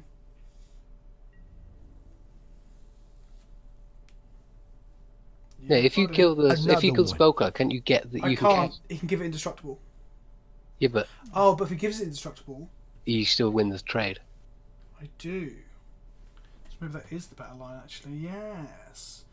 This way it casts it. How does this work? So that I cast it immediately, right? It's not. Yeah, the spell goes speed back on the stack. Yeah. Yeah, I definitely get better stuff out of this. Okay, that's good. Go to 1. Because I still win. Well, I can't die to damage, can I? So. Yeah, still looks pretty scary. And they give that protection. They give that's indestructible now, right? In theory. Well, they can choose to. They 100% have to, otherwise they just lose 2 creatures. Yeah. Oh, they lose 2 creatures anyway. Sure. No, they won't lose the thing because all their creatures get indestructible. Oh, indestructible, of course they do, so it's Yeah. fine. I mean, unless they have one mainboard Knight of Autumn, we're in a very good spot. Yeah, so 28 days later, it is a zombie film because it follows all the conventions of zombie films as a subcategory of horror. Like, it's all about social ills, and in this case, it's actually weirdly about activism, isn't it? Because activism is the act that causes the fucking outbreak, isn't it? Yes. As well as the whole genetic modification thing. It's also on about like the same ideas and themes of what would society do if society broke down, and as we see, it goes fucking apeshit, and everyone's fucking mental. Yeah, and that's the thing about with zombie films is that half of it is like a criticism of zombies as consumerism, but the other side of it is that only happens what do we some do when all our films, right? social rules are taken down. Like a lot of zombie movies don't use zombies as a metaphor for consumerism. Like, I don't think that happens in 28 Days Later at all, does it? Oh no, there's one bit where they see a shot, don't they? No, but in Day of the Dead, Dawn of the Dead, and like all the Romero films are, explicitly social commentaries, but like I said, like zombie films that have to. The other side of that is like The Walking Dead. The reason why I don't see zombies in The Walking Dead hardly ever is because the story is not about zombies. It's about how people survive in a bollocks. Oh dear. Ugh.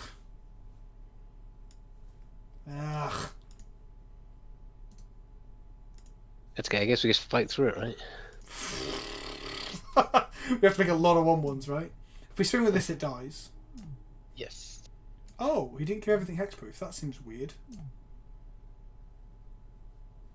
That seems very double. This seems very good. Yes, it does. Because now we can go get D-Sphere and take this away. Yeah. We probably just get a second Bitter Blossom then let this die in combat, right? Is that the correct thing to do? Yeah. So the one thing you'll be careful of is a bounce spell. Yes, that is true, but I don't think they have any. So yes, I think 28 Days Later ticks almost all the boxes for like your typical zombie fiction, in the sense that it's about the typical society role zeitgeist shit, but it's also got like the collapse of society and like what we do.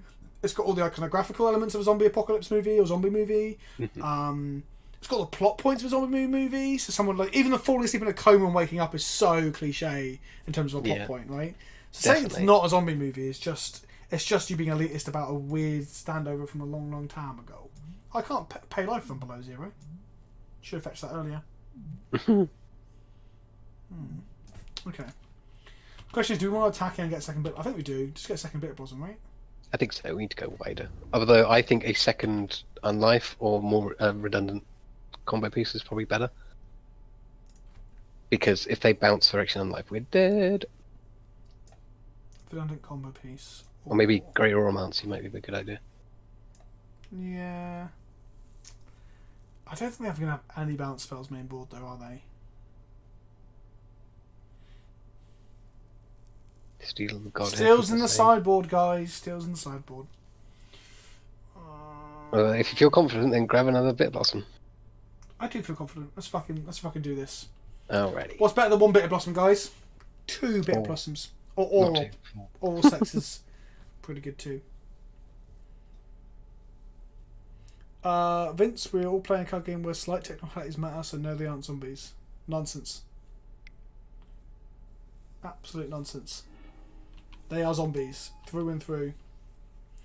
I think the holders missile 20 days of the whole zombie genre has more to do with it being explained away as a rage virus, not a form of undeath, like super rabies or something. No! Rubbish again! Sorry guys, I feel very strongly about this, as you can tell. Like, it doesn't matter that it's a rage virus, it doesn't matter that it's, like zombieism comes from, like, fucking Haitian voodoo. If you really want to get, like, technical about the origins of, like, the tradition and shit, like, it changes and evolves over time. Like I said, normally a lot of horror and sci-fi horror is about societal ills. It's like the original thing, the thing from outer space that got remade by John Carpenter for The Thing, was about communists, and a thing from outside our world coming to invade us from within, and then arguably John Carpenter's The Thing did it better because then that thing could become us and act like us. Exactly. So whether it's a virus that induces rage, or whether it's rabies, or whether any of that shit, it just doesn't matter. So no, again, I completely fucking disagree. Yeah, magic zombies versus science zombies, it just doesn't matter. Like, are the zombies of magic not real zombies because they're made by necromancy? No. They're still zombies, but they don't fit into the zombie genre of horror in the same way. Genre is interesting as a discussion piece. And I'm not saying I'm be all and end all with you guys, I'm just saying you're fucking wrong and I'm right, okay? That's all I'm saying. I think... You'd never guess that Vince has an English degree. Look, we can't all be fucking nerds. We are computers and shit, Nick, alright? You fucking nerd. Actually, I might have got that wrong and Nick might not be. Oh, yes! Right, I'm going to type it one more time and I'll let you guys do it from now on. GG, get enchanted. We got the lock, boys and girls. We got the lock. We got the full lock that time round. Did we get 3 locks tonight? Kinda. You sound wrong, it's a bad thing. Does Left 4 Dead not have zombies since they're infected? No, but they're infected with a virus that brings you back from the dead. That's the argument, is that they've died. And they run. Zombieism itself, I think, very traditionally, isn't necessarily dead people. I think Haitian voodoo would just, like, wipe you out and make you a husk. Make you compliant. Yeah, exactly. In a way that makes you a shambling, coming to get you, Barbara. What? Star Wars is not science fiction. Star Wars is the Sword and the Stone. So from the argument I made about genres earlier, there's an interesting thing about this. Like, so I agree with Rob for the most part there, just to clarify. But iconographically, it is like 50% sci-fi because there's spaceships and space and planets and shit. It's space opera though, rather than science fiction. That's the thing. But space opera is a subgenre of sci-fi. Correct. But I don't even think it's science fiction enough to even earn the mantle of opera, really, because it, like you said, story beats, themes, a lot of it. Because science fiction is almost always about conjecture. Not always, but almost always about conjecture, right? It's always about taking an idea and running with it to the logical extreme to extrapolation, yeah? Well, it's to explore hypothetical ideas. Exactly. Star Wars doesn't do that. Star Wars is about magic and, like... it's science. It's space fantasy. It's space fantasy. Science. Exactly, 100%. But I think it's interesting from a genre studies perspective, because if we go on the 3-point structure that I talked about, which isn't the be-all end-all theory, obviously, but it does have a lot of visual elements, especially as time has gone on, where we've got more and more into sci-fi realms. Like Rogue One's probably more sci-fi than other films, but it's definitely a war movie. But it has some of those iconographical elements. But then it does. But then 50% of it isn't that. It's space wizards, swords, and shit. You know. So yeah, it's 50% visually identifiable as sci-fi, but beyond that, it's skin deep. It's quite literally the definition of skin deep. Yeah, well, that's always the thing about genre that always bugs me, is that it's very good. It's very good for a surface level reading of what a thing is. Sure. But I think to try and define things in genre, if you go into any deeper level, you start to kind of lose the potency of the argument. Yeah, sure. And I mean, I don't think genre is the be all end all way of talking about things. I think it's a fun exercise to categorize stuff. Like we're all Magic players, right? We all love fucking categorizing stuff. Top 5 lists. What colour is this? What colour is that? I imagine the colouring is basically genre studies, but on some sort of weird philosophical axis, right? Jedi are banned. Exactly. Yeah, exactly.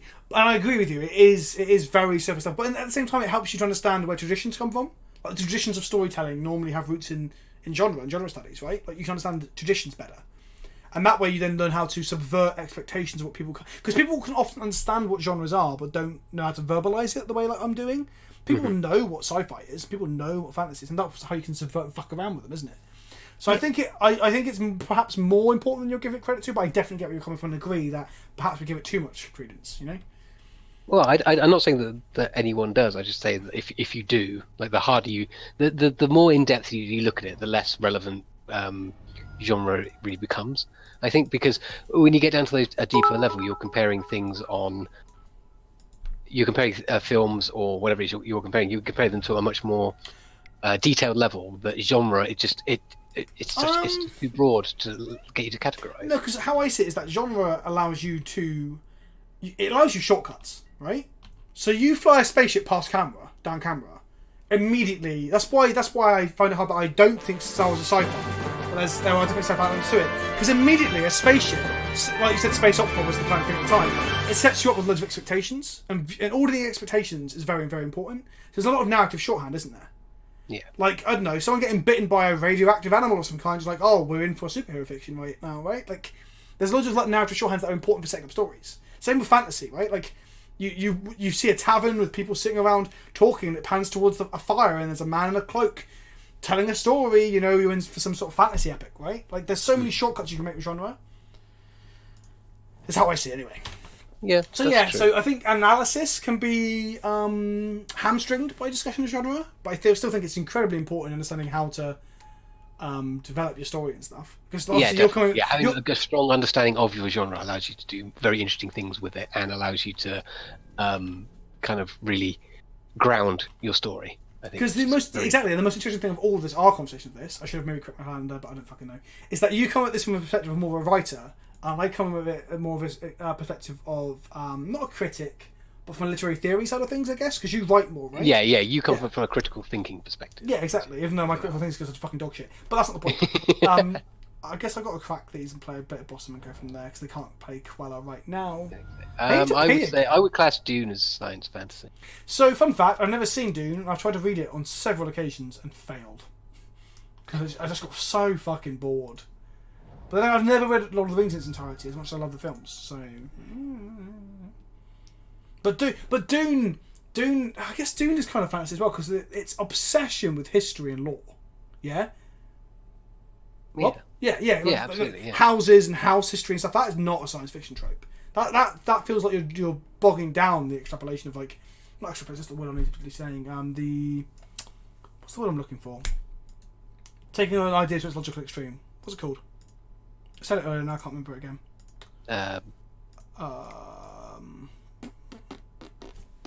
Extrapolating. It is extrapolating. There's a better word for it. I can't think of it. Okay.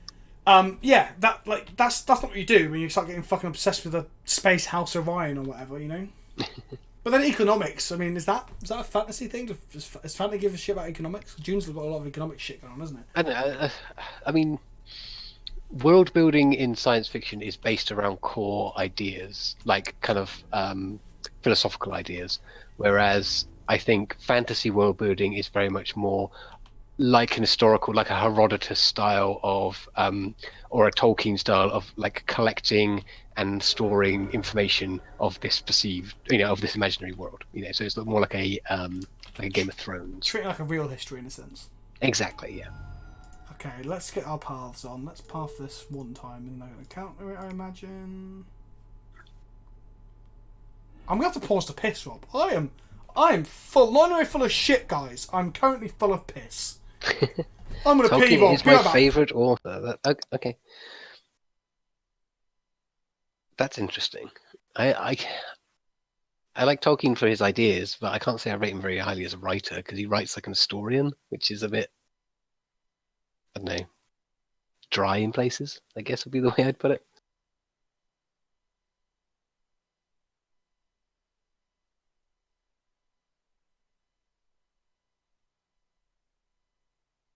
Yep, he's taking the piss. All the piss. Fun fact, I hate the Warhammer 40k universe. I've never seen its appeal, never got into it, never liked the aesthetic. Yeah, not my thing.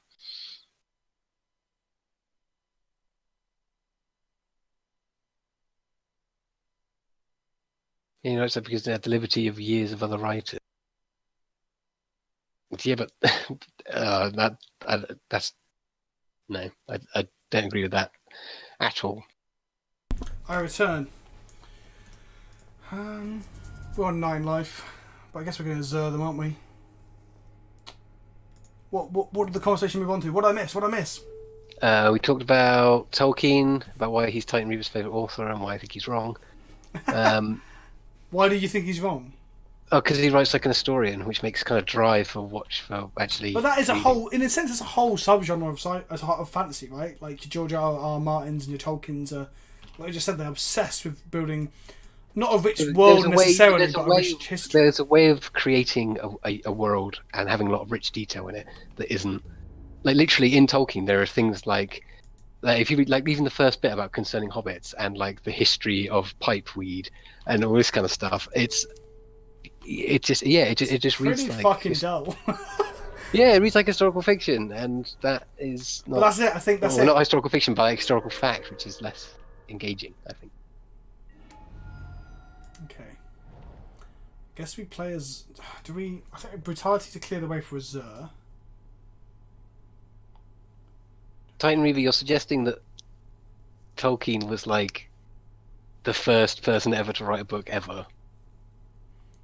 What's he saying? I don't follow. Yeah, he says he writes like that because he didn't have the liberty of years of other writers, which is patently false. Like, people have been writing novels for hundreds of years before Tolkien wrote anything down. Like, he had a lot to draw from. Literally, he went to the pub with C.S. Lewis and Rudyard Kipling. Like, Tolkien had plenty of people around him to get inspiration from and learn how to be a better writer. But again, actually, those writers are also like slaves to their need to create history, right? Like they're not much dissimilar. Rudyard Kipling maybe not so much, but the C.S. Lewis, wasn't his stuff quite wordy and heavy? Quite okay. I don't know. Well, he wrote, was it The Pilgrim's Tale? Was that it? No, C.S. Lewis were C.S. Alice in Oh, Wonderland. hang on. Oh no, hang on, no. I'm being an idiot. Who am I thinking of?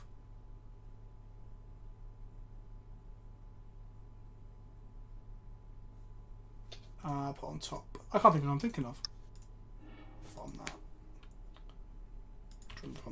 Who am I thinking of? Something Lewis. Lewis Carroll. Lewis Carroll was Alice in Wonderland. Wonder how I need to beat your head to bed. Yeah, Lewis Carroll was Alice in Wonderland. C.S. Lewis is the Pilgrims, whatever the fuck it's called. Yes, yeah, you're right, yeah. God, Rob, you confused the shit out of me then. C.S. Lewis. What was his big thing? Or was he what? Or was he what do you call it? Around Witch in the Wardrobe. That's not him. Oh, he is Chronicles 9. I'm being an idiot. Yeah, Chronicles 9. Yeah. So I am being an idiot because I'm thinking of the wrong thing, but also you're thinking of the wrong thing. So we're both collectively thinking of the wrong thing. Absolutely. Because I think my parents once got me like my mum bought me off like a charity shop or something. This collection of books by C.S. Lewis. It's like this isn't even like the stuff he's known for. It's some random shit about God. It's like turns out all his shit was random shit about God. I don't say you can realistically argue he's a bad writer. The Hobbit isn't written like a history book. Also, besides the Bible, The Lord of the Rings is the best-selling book of the 20th century. Yeah, but the Kaiser Chiefs sell a lot of records, Ape, and their shit. Yeah, and also I didn't say he was a bad writer. I just said I didn't agree that he could be anybody's favourite writer. Well, that's a bit weird, because favouritism is surely just a subjective thing, right? Well, okay, yeah, that's fair. Well, okay, or at least I'm explaining why I don't like it. Yeah. There are obvious... What I think we're trying to say is there's obvious faults that people kind of ignore a lot with Tolkien, I guess. Yeah. But I do agree with Tony. Like, he's obviously incredibly important, and yeah, people have refined that genre since then, right? I really hope they've got a path in hand, otherwise we're probably in trouble.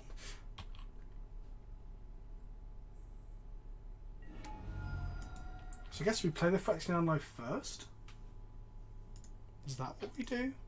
Probably. And if we Vexage it, well, shit the bed. Bottom that. Top that. Play this. Play this.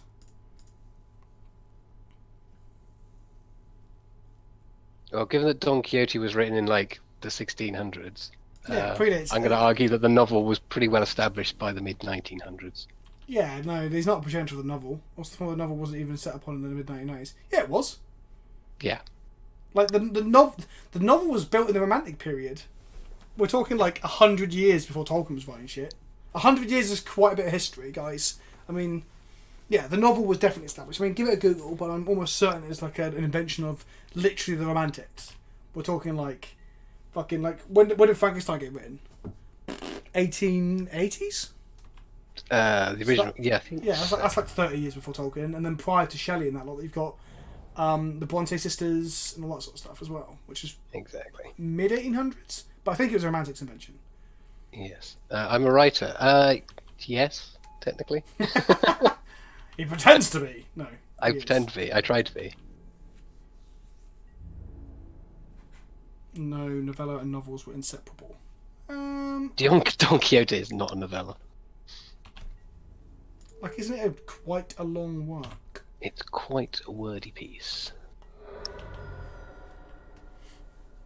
I'd have to reacquaint myself with some of the knowledge. I'm sure they've known. Alright, people, I think we can all agree that this stream's chat has had the highest level of discussion in a long time. Other streams are all about tits and arse and Fortnite. But not Vince's, no. It's all genre discussion and English lit lessons. To be honest, oh no. Oh no! Yeah, we talked about tits and arse last week. Oh, shit in hell. Okay. Make a dude. Get hit for a whole bunch. Make a second fraction on life. Yep. If we have 2 fraction on lives, we can get there.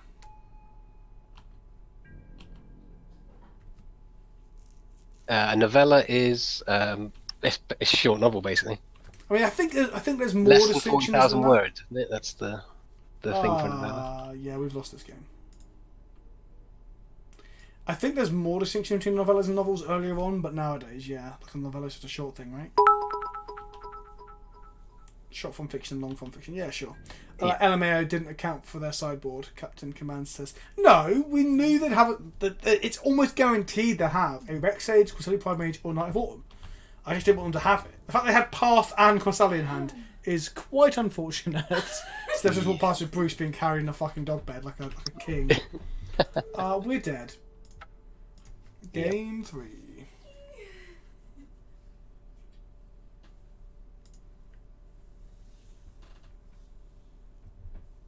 Little Miss stories. I love the Vista Man. They were brilliant. Yeah, but they're not fucking novellas, as Ape's saying, is he? He's being pedantic.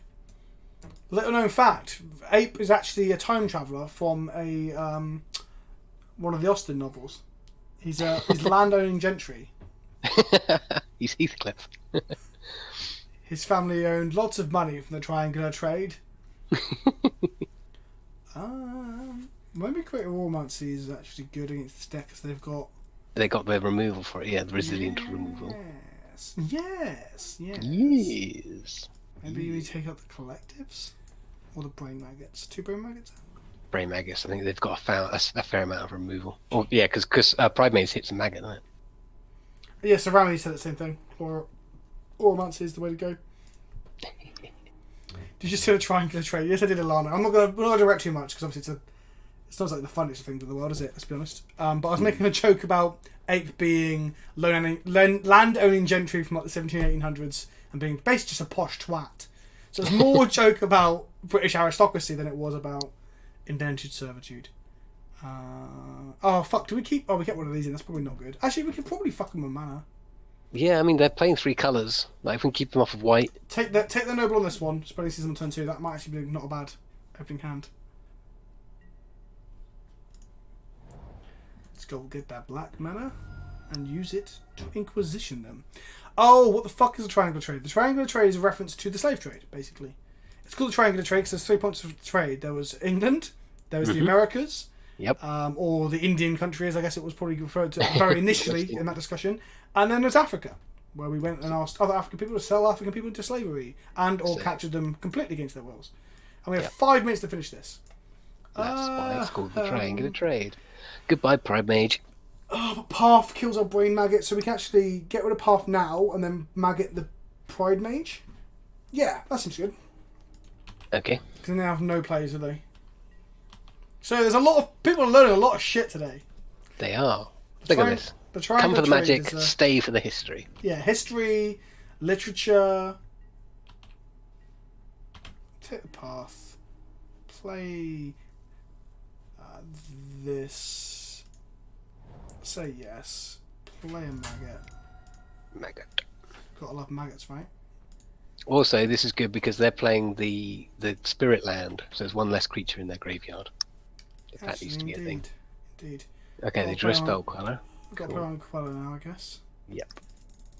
Which is fine. The best thing about queller is knowing about it. The best kind of Queller is a Queller prepared for. Absolutely. Yeah, exactly. Like, the thing you got to bear in mind, which makes the triangular slave trade, dictatorship, whatever, that period even worse, is that not only were people bastards, went over there, captured people and fucking enslaved them, but people's own people, oh, clever girl, people sold their own people, which is even fucking more horrendous. Not even more horrendous, that's not true. It's just, it makes it all just more horrendous than it already was. That everyone was just fucking over everyone. Yeah, it's like the spreading the hate thing. Like you do a thing to somebody else, and then they'd go and do something to other people that they would never have done if there hadn't been that initial point of nastiness. No, my thing.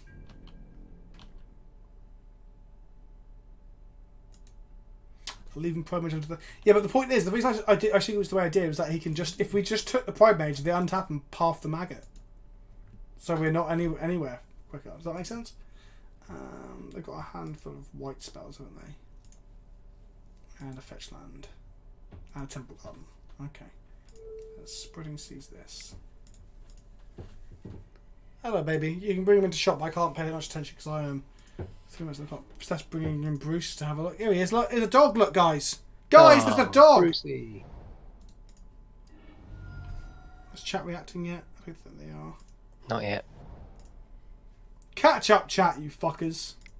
Doggo. There we go. People have seen him. Dog. Just dog. I put them the wrong way around because I'm rushing. Dog, dog, dog. Some cheer from Captain Command for a dog. Hello, boy. How much do we have to pay to get Bruce to do a stream? Ha! I should do a video where Bruce plays Magic, just fucking pouring at the keyboard. Don't pay for that. I'll do that. I'll bank that and do it. Pappers.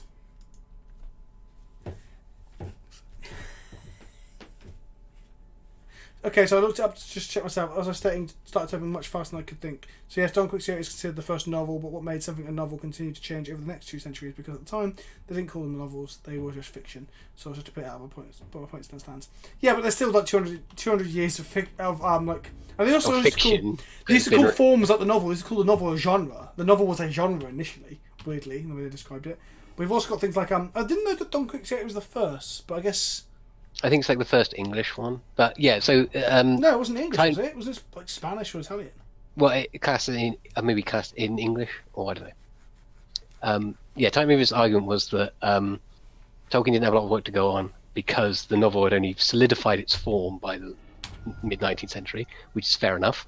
But there's, like I said, plenty of other pieces of fiction you could talk about and read and get reference to in order to write in an interesting way. I think I do agree with Time Weaver to an extent in the sense that we're gonna fucking die. I'm getting timed out. I know, guys. I can see the time. All right, I'm just enjoying chatting about shit. I'm chatting about. It's like good pub conversation. This is good pub conversation. Apart from I'm not hammered, so I can actually kind of. Yeah, we can actually articulate and we can hear each other. Yeah, but I do actually agree with Time Weaver because like the traditions of like fantasy fiction and stuff weren't really established, and a lot of what Tolkien himself took a lot of influence from fiction and things that was happening around the time of the wars and stuff. So he probably read primarily actual cast this like war reports and shit, right? Well, not really. And besides, he No? categorically says in one of the collected editions, the foreword that he writes, specifically says that what he was writing was not supposed to be. He didn't feel it was influenced by any of his personal experiences, or was supposed to be a comment on. It's not supposed. He didn't write it in. He himself didn't feel that was the intent of the novel. Whether or not it was when it came out, and what people read into it, because you can like all the Tom Bombadil stuff, you can draw loads of war references out of. I just think a lot of the stuff is that's just complete nonsense. There's no way you can attach any of that from like his experience. But that was what the author himself had said. So. Which is bollocks. I believe a lot of authors are full of shit. Yeah. Also, I guess at the time as well, it's like he wanted to just. I think I've read that introduction you're referring to. I think I seen the version on my own. Yeah, because he says that it wasn't. It was never his intention. But I think he's also trying to attach from the idea that he might be like because I think later in his life there was actually because there's also the talk of like the Urukai lesser races. They talk about lesser races and stuff in the book, and is there like eugenics and stuff behind it all? Oh, so maybe that's what he's referring to. He's like, oh no, of course not. I might have hung around with Rudyard Kipling, but I love foreigners, honestly. Oh, they're gonna go for the classy play of put you to 0 and then kill you. We're gonna scoop it up. Right, we will win the next 2 rounds without timing out. Mike just subscribed again for 3 months in a row. This is why we didn't want Pride Mage under Maggot. But if we didn't take Pride Mage under Maggot, and we took Path, they play a Pride Mage, destroy our Maggot. Another one. No, so no, yeah, play our Maggot, and they just Path it. Yeah, that's how that would have gone. So it just goes 1 for 1. But I suppose in that argument, the Pride Mage is still gone. We take Pride Mage, play Maggot. Maggot gets pathed. I mean, you can't attach yourself from your work as a very personal thing to create, whether it's intentional or not. Yeah, like... So I'm in a weird position now, because I'm a creator, aren't I? In more so than I ever thought I'd actually get to be. So I don't want to say to people, intercontextuality is everything, and people can't have the right... And you don't control your work once it's in the open space, because death of the author and all that shit, you know? But I do believe in a lot of that. I believe how people interpret what you say is very or what you do and what you write and what you make is very, very important. Oh yeah, perception is reality at the end of the day.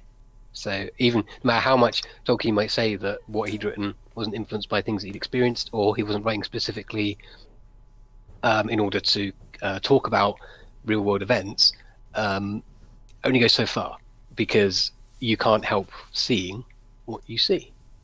And how much of that is you, as what you bring as the reader? Are you bringing consciously, also consciously, right? Yeah, exactly. But the thing is, it's the thing that are you, as the reader, bringing a perception, an assumption that the writer is writing with an agenda, and is that influencing the way that you read the book? Yeah, all I think when he's saying, "Oh, my life experiences haven't influenced this work," is that he's trying to disarm any comments about an agenda, more so than being like, "Actually, you know what? I was in a war. So for me to write about war, even in a fantasy way, is probably the way I'm going to cope with this or whatever." In terms of questions, English TV is asked, if you woke up as a woman, what would be the first thing you do? What would you do, Rob? If I woke up as a woman? Yes. I have no idea. Masturbate, probably. That was what I was thinking too, but it seems like too obvious, doesn't it, babe? If I woke up as a woman, the first thing I'd do is masturbate. Is that too much of an obvious answer? Yeah, but then am I waking up with a woman? Razor, right? but are there are my hormones different? Is my mentality different? Because if I woke up with my own attitudes and all, the way I am now, right, then I probably would want to masturbate. Oh yeah, So if you're a woman complete with female brain chemistry. Yeah, exactly. So then I might think, actually, I don't want to have a wank. I want to make a floral necklace or some shit. I don't know. That's very... Is that misogynistic? It was meant to be just a harmless joke, and that's not what I think. My wife's just like, what do you think of that? Makes me sound meek. She's getting back at me because I jokingly called her meek at a meal the other day with some friends, and she fucking did not like it. It was a joke, Steph, alright? Get over it! Don't hate me. What is... Bruce? Is there fireworks going off? Dog's being weird. Maybe he wants to be on stream some more. I don't think so. Pat has said, "Shut up, Vince." Oh, wow. Thanks, mate. And now Vince has shut up. We'll play some music for the rest of the stream. Have you ever seen your wife make a floral necklace? No. Have you ever made a floral necklace, like even out of flowers, like a daisy chain? I've made a daisy chain. 5. So Rob has. Steph said when she was 5. How old were you, Rob? About 12 or so. About 12. I think I tried to make one when I was a bit younger, but failed because I'm not very good with artsy and crafty shit. You're not very feminine, are you? I'm not very... There's nothing to do with being feminine. That's sexist, Stephanie. I was playing on what you said. Playing on what I play. Sorry, guys. My wife's a sexist. I'm sorry. Thank you, Astar72439 for the Twitch subscription. He says if you Google Fortnite with the correct spelling, Google asks you, did you mean Fortnite as in the game? What a world we live in. Timdian as well, thank you for your Twitch Prime. And Pie is Nice is back. Hello, Pie is Nice, my friend. 7 months in a row. You're beautiful. And Ape said about 12 means definitely last summer, doesn't it, Rob? Well, I mean, it might have been. I do have nieces and nephews who like to go outside and do things, so I don't think there's anything wrong with making a daisy chain at the age of 31. I think there's nothing wrong with making daisy chains at all. Just saying that. You all thought I was making like a qualitative judgment of like the finer side of the human race. I wasn't. Okay? I was just saying that they're more likely to make a floral necklace than, say, myself or Rob. But that's also because I can't arts and crafts for shit. Yeah, and I don't go outside a lot. Yeah, go outside means I can't play magic and games up there. Rude, bedtime. Right. Rude, I'm not following you. Yeah, fuck it. Let's see where it go. Putting eggs in the fridge is optional in the UK because of how we... Yeah, we have like freedom of eggs in the UK. Right, let's tear this person's hand to shreds. Let's do it. They're called Egg talk. No. They're called Demi and Despacito. Jesus Christ. Oh my god. Oh god, it's Eldrazi taxes with Wall of Omens. Bedtime. Okay, Vile, Another Arbiter. one. so we're going to take the Arbiter. Shiverdoon. Yes, because we are 3-colour deck. So goodbye, Arbiter. And then we're going to take the Wall of Omens, then we're going to bring back the Thought-Knot Seer, and so on and so forth. This Chinese delivery is taking ages. Well, he's cycling from China. I mean, I wouldn't hold your breath, mate. What have you ordered in terms of Chinese? Let's talk Chinese food for a second. I had some last night. It gave me the explosive shits though. No, Saturday night, sorry. Saturday night. So you sleepwalking? What, babe? I think he's sleepwalking or something. He's not sleepwalking. He's awake. For a start. Why don't you walk around aimlessly though? Well, there's something up with him. He can probably hear something that we can't hear, baby. One sec, guys.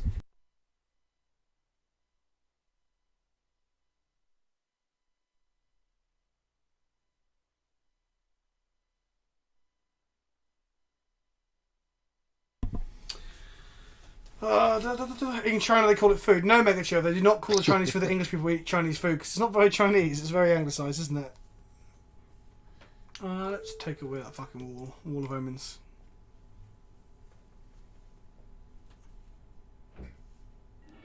Sweet and sour pork. Another Because I'm one. really fucking basic.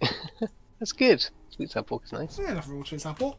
I like a bit of lemon chicken, personally. Oh, I love lemon chicken. I hardly ever get to have it because my wife doesn't like lemon chicken. I had a salt and pepper chicken, egg fried rice. This is between me and my wife, obviously. A pot of satay sauce, Hong Kong style sweet and sour chicken, and some chips. Oh. And You crackers. guys do good Chinese. Like, Yeah, I remember when I came and stayed one time, we had Chinese. That was super good. You've got to have as much Chinese as you can physically muster, right? You do, yeah. You do it right. Let's brain maggot to take away the TKS. Real talk. Does the UK have freedom of dogs? So whether you can put dogs in the fridge or not.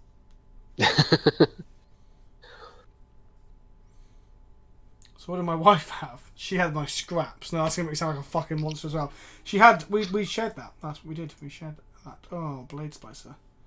I think we got a blade spicer here. I think still Thought-Knot Seal there. Is it? Look, they aren't casting for another turn. They can cast us this turn. Yeah, but we can Inquisition the. Not this turn. We can't. Oh yeah. If we had another land, sure, that makes sense. Oh yeah, we've got Path of the Thought-Knot Seal. Yeah, Well, theoretically. If they draw an Eldrazi Temple here, we don't. About, What about real real authentic food UK. like TNT? TNT Masala is a very British thing, isn't it? That's It is. A lot of the curries that we eat. Manchester it was invented or something, or Scotland or something. Something like that. I think the place people say it was invented moves around. Scottish dish, yeah. Chinese food is pretty much the most American thing ever. Yeah, it's the Chinese that we're referring to, definitely. Right, let's go ahead and... I believe you need to try Bolt and Taxes with New Aurelia and Tajik. Went 2-1 F&M with the disgruntled IRS man. If we spread into the Ghost Court, they might even sack it to stop us from getting the card draw, and then they're still quite far from TKS. That's a fair point. But if we spread into this, we definitely get to draw the card and we might hit a land. That's true. I heard Bradford was the curry capital of the UK. No, it's Birmingham, isn't it? They actually have a... And part Abe of- thinks it's Glasgow, so what the fuck do we know? I mean, it's colloquial. There's a part locally called like the Curry Mile, isn't it? Where like the most Indian restaurants in a mile stretch, isn't there? Hmm. Spread is only white sauce. He's got 2 white sauces, guys. But I will see the other one, yes. Well, I'm more wanting to take off TKS the moment we know what he's got. I guess we could Inquisition again here. Are there traditional foods in the UK? Yeah, loads. Like spotted dick. Yeah, still don't want traditional British foods like Haggis. That's a Scottish food. No, apparently haggis is from somewhere else. No way. Yeah, apparently it's like it's. I think it's like Swedish or something. It's something really random. Like it's something like Viking dish. Apparently. We probably could have figured out what was in the hand. Planes and TKS. Okay. Oh, I fucked that up. I should have kept half that. That was dumb. That was dumb. Fish and chips. Fried fish and chips. Battered fried fish and chips. Jelly TKS beans. tier. My favourite. Yeah, Steph loves fish and chips. Oh, that was a fucking punt because talking about food. I should have just kept the white sauce up for TKS. That's what we wanted to do and we knew to do it. But we're too busy talking about food. Stew, soup. I'm going to focus on the game a bit more. Haggis is Norwegian. There you go. Yeah, black pudding. That's English. Haggis is Norwegian. Do we actually have anything Pork to prove? pie. Does anyone have a source for that? Can someone DM myself or Rob a source to show us that somehow Norway invented haggis and gave it to the Scottish? Because that sounds like bollocks to me. Like, Where? have those countries ever interacted in the history of... Like, Yeah, maybe maybe... Vikings. Oh, maybe. Okay. But did Scotland get invaded by the Vikings? I thought Scotland was left alone. Hence why the Celts were still there for... Wait, hang on. Am I being an idiot? The Vikings come after Romans?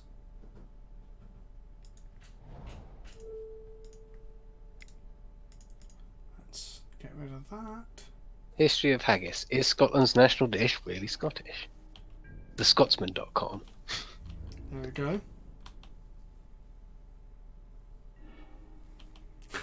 If I invented that... Variant Human says, if I invented haggis, I'll be trying to give it away too. Yeah, they were post-Romans. Yeah, of course they were. I'm being an idiot. But did they get into Scotland? That is the question. Is there really any Scandinavian, history in Scotland? That's an arbiter. And a third vial. Unlucky, mate. Take 4. Yeah, it looks like there's French recipes for it, there's Norwegian recipes for it, and English recipes. Oh, I should have known the French would be involved. So haggis all over the place. Um, Oh, here's something I learned this week. Did you know that Viking is a verb, not a noun? eh? You go Vikinging. What? Yeah. To Viking is to do what Vikings do, which is to go, rape and pillage and burn and stuff.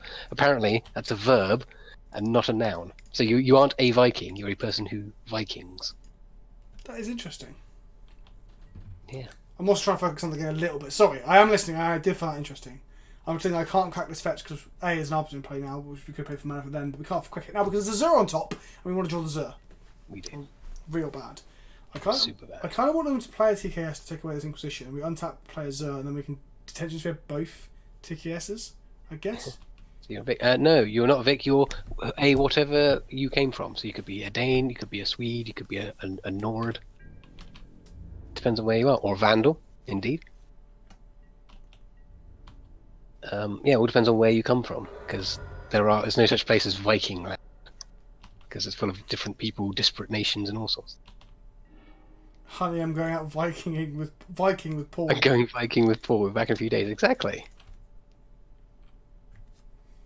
I sure hope they haven't got a path as the last card. That would suck. It would suck so hard. Also, especially because you could have drawn the card, cracked the fetch, Inquisitioned, and then Zerd. Drawn the what? Eh? Oh wait, no, you couldn't because of Arbiter. Yeah. My bad. Also, hope I don't take 6 skill and -1 and just flicker out my own life with a wisp off the vial. That'd be pretty bad too. Is the Blade Splicer? It's a Displacer. Oh yeah. Okay. They're getting all the fun stuff.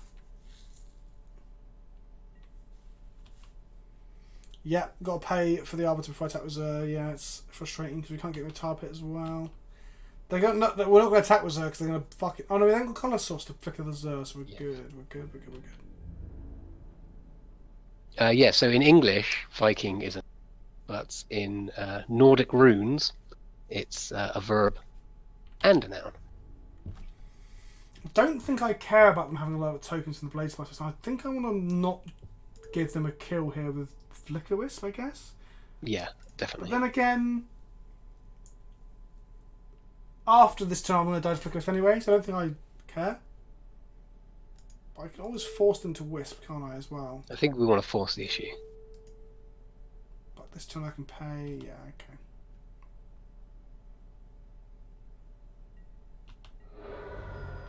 You can have your Yeah, isn't Russia is a word as well, isn't it? Or a Viking word of some kind.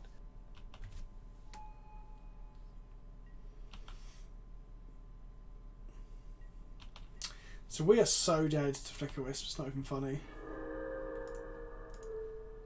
Okay, we've got 2 unlives, that's kind of good. So I don't have Wisp here. Wisp here is fine, Wisp next turn is bad. Don't Wisp the Zur, that'd be so bad. Fine, another Blade Spicer? Yeah, see if I care. Pay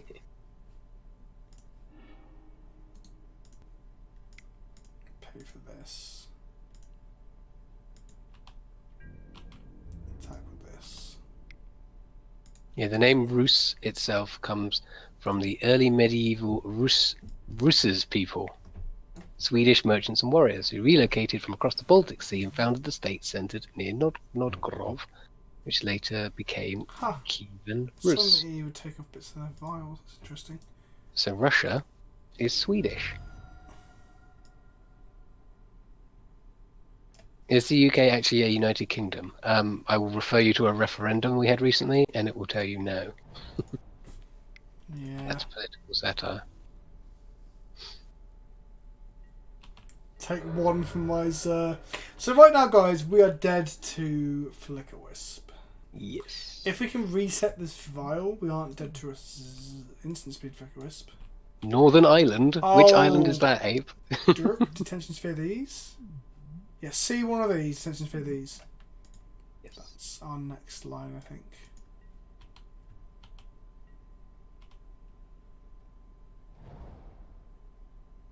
Oh, Displacer. No. Too bad that I can't find Supreme Verdict. Yeah, yes, that is too bad. The fucking. Oh man, that's annoying. Hopefully, they let us attack. That'd be good. That would be nice. Hmm. Pay for this.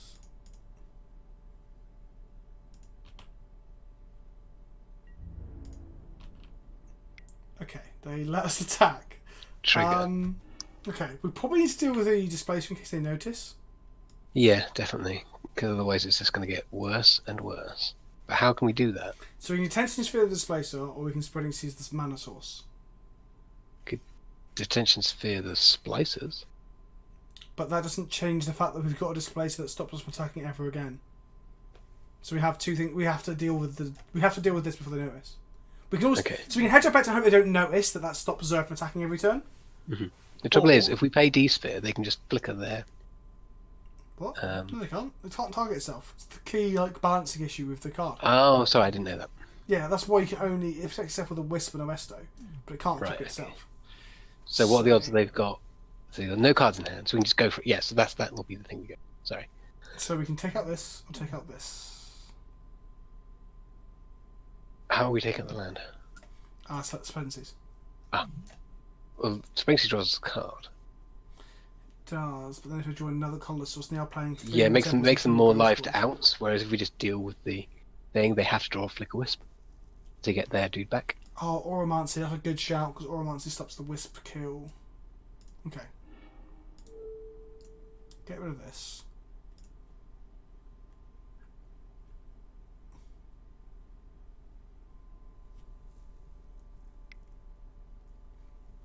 Flicker TKS, sure.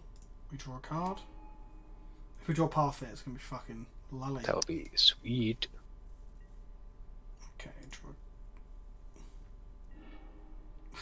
Nope. Okay, well, pick your poison. That's one less Affecting Unlife to draw, I guess. Okay.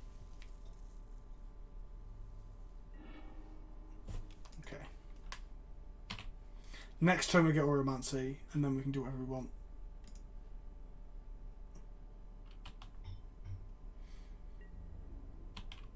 Just 1 turn no Wisp, right? Yeah. Well, I've done 2 turns no Wisp now, but whatever. I've already played for Arbit this turn, so I might as well crack my fetch. can't pay life because I'm below 0. Derp! If we get a wisp, guys, we die. Yeah, we die. Yes. Yep.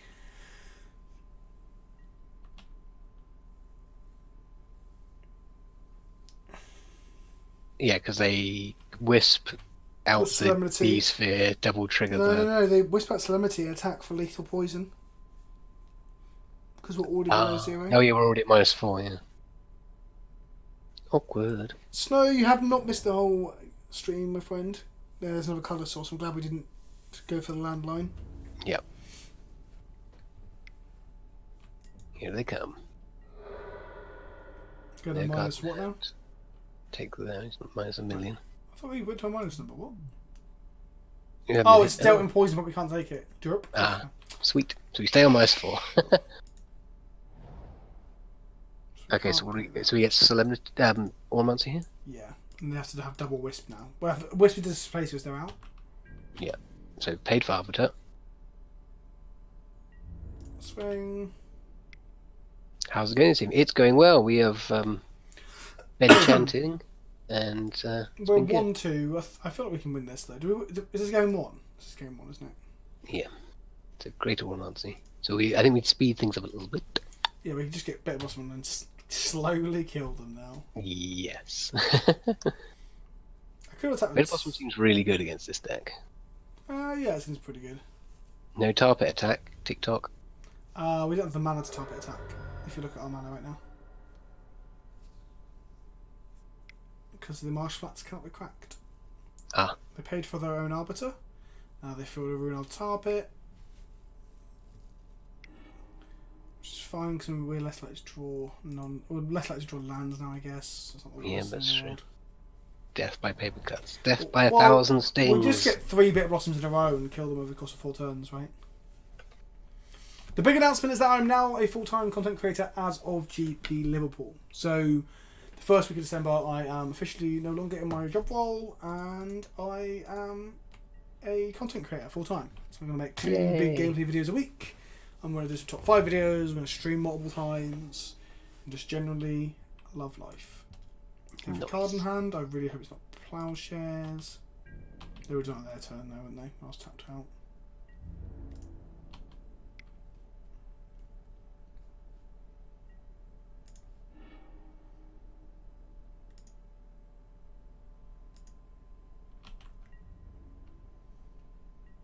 So yeah, about Mason, it's fucking exciting. Fucking exciting. I must have missed the big announcement. Well, that is the big announcement. I just said it. Yep, absolutely. That was the big I am announcement. now officially a full-time. Well, I say now. I've got 4 weeks left at work. My notice period. My boss knows. I told him I've had an official letter, which I wrote in a very jokey tone, talking about how I'm out of the clutches of the company, but I love you all. But not Ange, who's a good woman I work with. And Ange's like, thanks, mate. It was fun. Oh, Impact Tremors in this deck would be sweet. I say sweet. It'd be dumb, but Yeah. that's not a very good draw. Okay, quick poll in the chat, since Vince is going to be making more videos. What's your personal favourite type of Vince video? Do you like the VODs? Do you like the slow play? Do you like our crazy discussion stuff? Do you like the fun, meme-filled, highly edited videos? What do you like? Let's do a bit of market research. I assume the meme videos are going to be the good ones, as Pat. The meme videos are going to be the one, aren't they? Oh, my poor Zur. Okay, sure. They've got enough mana to flick out a fairy every turn as well. Yeah, meme edited ones, meme decks, doomsday streams.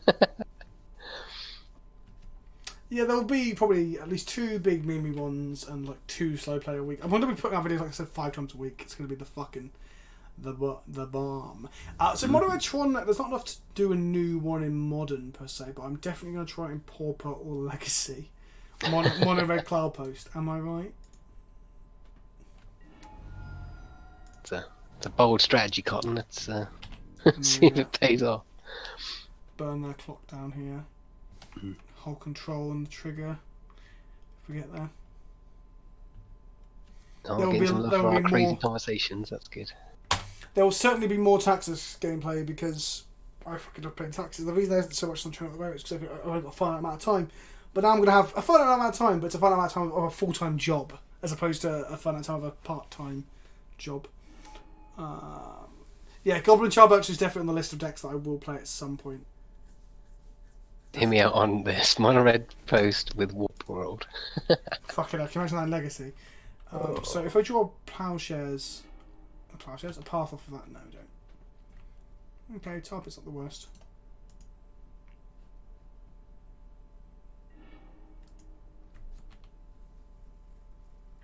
One steal the Godhead and one back. Yeah, definitely. We've got to steal the Godhead in the sideboard. But it doesn't stop them from displacing. It's actually still the Godhead's terrible against Displacer. Because they just flicker it and you lose the steal anyway. PleasantKenobi, me, what is your opinions on Will Ferrell and the style of comedy that he stars in? Yeah, some of it's good. I think it's kind of got a bit dull, hasn't it? Like I don't think he's made a good movie in a long time, right? Yeah, there's a thing in my work where everyone loves Step Brothers, and I can't stand it. Generally Really? speaking, I don't like Will Ferrell's comedy, with the exception of Anchorman. Yeah, so. I guess I'm going to kill the Arbiter here. Like, they don't displace the Thought Knot anyway. Yeah, it's just hassle, isn't it? Yeah, like, Step Brothers is fine. Like, it's pretty funny in places. It's not the best movie in the world. I have a really weird spot for, like, comedy movies that are based around, like, people who've obviously got ailments. Like disabilities and stuff. But, like Mr. Bean is... Well, you said he's meant to be an alien, but I always think he's not... He's struggling, bless him, isn't he? He is a... Switchbreed, thank you for your new sub. 7 The funniest thing, and there's a garden centre by my work, and I go in there all the time, and they've got the Christmas decorations out, and the thing that I always remember is the Mr. Bean Christmas special where he's comparing Bauble, and he drops one on the floor and it smashes, and then he picks up a plastic one and it bounces, and he buys the one that bounces. So I think it's just something about that scene that always gets me. Huh. I don't know. Yeah, Mr. Bean's fine. I'm always like, is he meant to be? Is he meant to be, like, with special educational needs? Is that a thing that he's meant to be? It makes me feel uncomfortable. Evening, boyo. If they keep flickering the way they do, then hopefully we'll draw a Plowshares or push. Then be able to deal with this. Well. Oh, yes. That is what we wanted to see. Let's race. Another one. Right. Where's my other Tarpet? No, I have one. They killed it. They killed both of them. Oh, I only have one. That was the one I was going to draw. I knew that. Yeah. So they spent some time. Are we getting a podcast now? You're full time. The answer to that is yes and no. Not in the way that you're going to think you're going to get a podcast, but I'll talk more about that another time. There will be a podcast-y style thing that I'm hoping to get on Stitcher and Spotify as well once I've done the research on how to do that, where John has been wanting for ages to talk about movies, so we're talking a lot about movies. And we'll have a third rotating guest, which might be Rob, might be Chris, might be other people from the Magic community, might be other content creators that I enjoy. Like if I can get like Nakey Jakey or similar on there, that'd be fucking the bomb. So yes and no in that sense. Fair. Yes, Holbin, I've resigned from my work. I've got 4 weeks to go. And I get there. Captain Command, you're atting me. What's up, my friend? We're going to draw this Bitter Blossom and then get ahead, right? Right? They've got so much mana. Another one. We could scoop, but, like, everyone loves to grind, right? Hear me out. It could be someone in your Patreon. What? Hear me out. It could be someone in your Patreon. Oh, he wants people to guest on there. I don't know if I'm going to start putting patrons into videos like that, I don't think, if I'm completely honest and frank with you.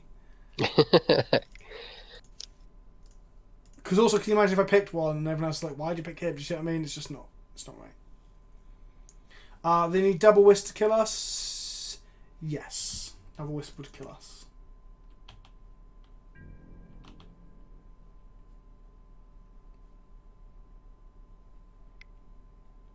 But we've got a second bit of Blossom coming in, making 3 tokens a turn.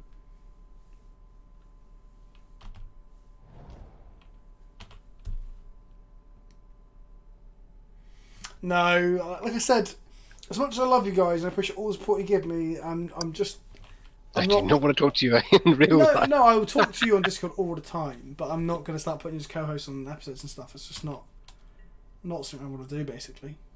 You don't want to be a part of the art. You just need to step away. You need to enjoy it. Oh god, what's this? Is this Whisper number 1 to check this out? Yeah, we're dead. They can dispose of that.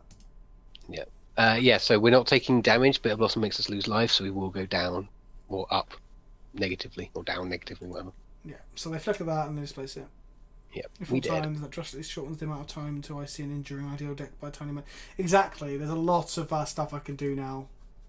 Because I'll be making content much more regularly, so I can get through the lists of stuff. Runetail, I have protection. So they can target my permanents, can't they? Yeah. Okay.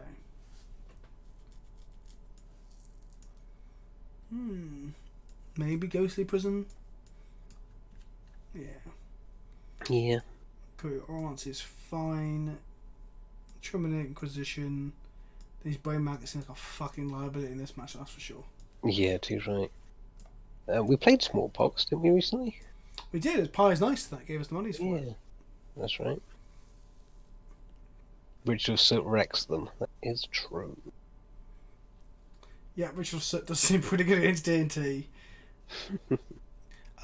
We don't want... Yeah, it is easy to flicker off, but it still allows us to get through. Like, if they play a Restoration Angel and then we're just sat there with Zur, I'm like, well, we can still swing and put it onto Zur, for example. So I don't think it's great, but it's definitely better than Brain Maggot. Aside from that, in the sideboard, like Stony stops Vile, which I don't think is a good thing against D&T. Luminox is going to be difficult to trigger. Fuck is okay, but not great. Like, I think it's better than the other options, basically. The Devil's Own 68, 4 months in a row. You beautiful, beautiful bastard. So much so that there's even a command look. Who is beautiful? Oh look, it's Spitchbreed this time round. Spitchbreed, you're also beautiful. You're all beautiful. It's people like you that allow me to do this, to make more streams and make more memes. Another Mancy turns off to pick on what? Goblin Charboucher, I'd start in Legacy. I'll play with a deck actually he can win. Oh, yeah. Shade. This hand is dog shit. Yep. This hand is also dog shit, but we have a Serum Vision, so... We do. It's gotta be better. It's gotta be better than a 5, right? If we see a land on top, we just don't crack our fetch. Yeah, we'll be fine. Let's do it. Yep, but although Vincent's found some worse list. The list wasn't that weird. I thought I misunderstood how the mana bases in box decks are meant to work. They've gone to 6. Will they go to 5? Will they go to 5? Yes! They go to 5 and we got to top of land. Fucking get in there. Demi and Despacito. I just want to beat them because their name's got Despacito in it. Fucking Despacito. One of the worst songs ever made. That's the thing, when people were saying earlier, oh, Lord of the Rings has sold as many copies of the Bible. I'm like, yeah, but Despacito is one of the biggest selling songs of all time. And it's literally the worst fucking thing I've ever heard in my life. Did you hear that Justin Bieber was like performing at some concert and they were like begging him to sing it and he was like, I don't know the words. That is fair enough. Let's go and get a white sauce and a blue-black sauce and play Better Blossom. Yes.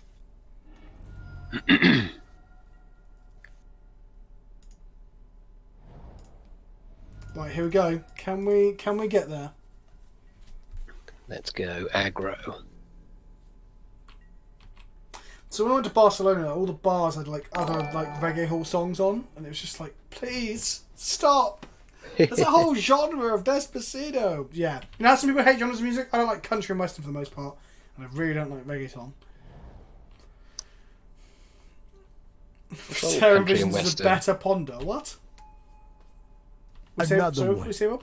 I say, what we don't like about country and western? Oh, slide guitars are lame. The fucking the themes of like, she left me. Oh, it's like, oh, get out of here. Go on, get out, you fucker. Not into it. Fair enough. Do I like K-pop? I don't dislike it, but I don't like it either. Let's path the Thalia, because it needs to go at some point.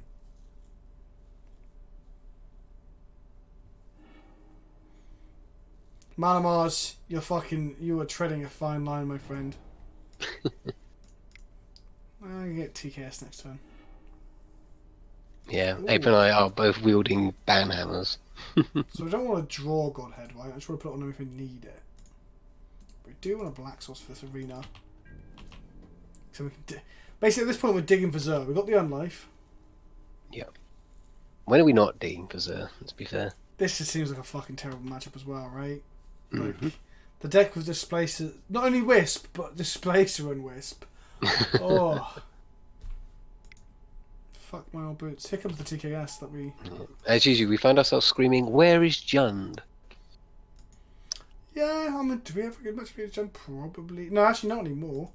Astro blows up all our combo pieces. Oh yeah, that's true. What I- is this deck good against, do we think? I don't know. Like, uninteractive decks if we can combo, I guess. Right? Like, if they can't blow up our stuff. Like, we saw that, what was the first deck we played against? What was it? What was the first thing we played against? I cannot remember. It was Spirits before. and Guys, before- I'm doing it. Oh man, We're gonna die. we're gonna die so fast. Oh yeah, the lantern Lantern thing. deck, yeah. Yeah, we're too... Well, to be fair, we have an okay Storm and Ad nauseam matchup because we do have quite a bit of hand disruption. We have like 6 spells main board. Yeah, that's true. Also, how does Focus and Unlive work with Lightning Storm? We have to do... They can't queue that turn. Oh, or they just lab menu out, I suppose. Yeah, there is that.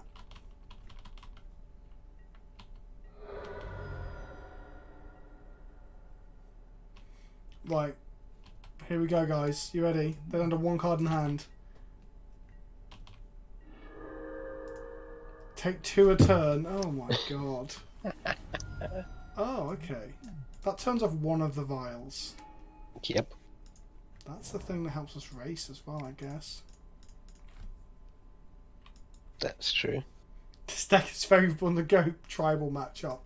Wow. So when the great goat meta gets here, I think you play like Mono White, Spring Jack Shepherd, like Chroma.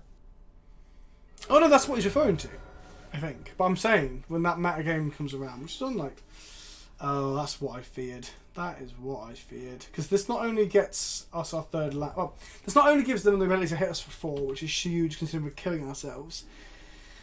It also means this has got our third and only basic into play. So now their Ghost Quarter is quite literally strip mine. This deck is strong against the Arena Welcome deck. Yes! We stood an okay chance against some of these decks though. Like, it's not terrible. There's probably some compositions. I think Brain Maggot isn't impactful enough, but we'll give it a go. So now we're dead in 2 turns to our own enchantments. Okay, and what's your point, Rami? What's your point behind that statement? What are you trying to say? Right, draw affecting Unlife. Come on. Unlife or Zur. Because they've drawn multiple vials against Solemnity. Not only are they multi-5 guys, they've drawn multiple vials. Maybe playing Phyrexian Arena was wrong.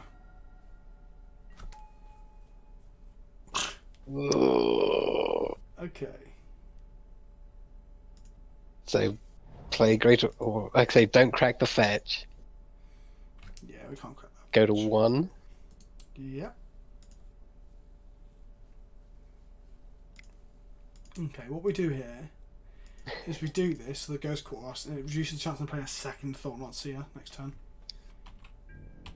Yeah, they can, because they can just violate him. No, they can't. They can't take this up anymore. Oh, sorry. Solemnity. Surprise! No basics. Right, let's not die to path fix us, let's not attack. We're in 5p territory, we need to draw Phyrexian Unlife and Phyrexian Unlife only. Do you have any mainboard life game? We don't, do we? No. Oh we no, put in steal the Collective Godhead? Brutality. Collective Brutality would give us another turn. Yeah, steal the Godhead. Oh, I bottom Steal the God's Head, and maybe that's what we needed. On a fairy. Oh, wait, no, it won't give... No, it won't, because our dudes are black, so it won't give us any bonuses. Oh, it won't, yeah, okay, we're fine, we're fine. So we need to draw Brutality or thingamabob. 2 draws. Come on, Faction Arena. Yeah. Come on, Arena. Come on, Arena. You got this. Come on, Arena. Oh! Come on, Arena. One time dealer, Arena. Oh, no dealer, Reno. Fuck. Did you just say we're fine? Look, I thought we could. It was close, right, guys? They're on 19, they're mold of 5. When do you need to side these out when you side these in? Maybe, I guess. Fet Seppuku is the only way, guys. Please cast your votes now. 1 for Flooded Strand, 2 for Delta. Also put an F for respects as well, please. They need to be paid. 1 for Flooded Strand, 2 for Delta. Oh, boy. Oh, 3 1s, 4 1s, 5 1s, 6 1s. Don't type Delta Titan Reaver, Jesus Christ. Oh, more 2s. 2s, bring it back. Back to the 1s, 2s, 2s. Ah, okay, 2's running out. 2's running out. I got you now. I have you now.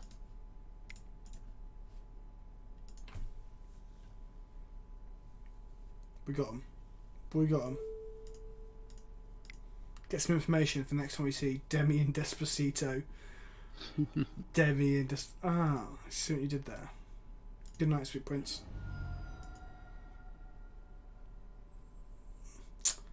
We are dead. It's a friendly league though, so we can still get some points. Come on. Right, last round. Last round. Can we Zur our way to victory? Just kill yourself, says Ape. Ape, less of it, my friend. That's just offensive. Right. So what I feel like is this deck could be better, but I think there's certain. I think Maggot is just not good enough. Maggot is a bit weak. It's the Tide High Scholar problem, isn't it? Yep, on a worse body. But on a tutorable body. This is fine. Ape, I know you meant in the game. I was just being facetious. The Goat Tribal meta is getting here.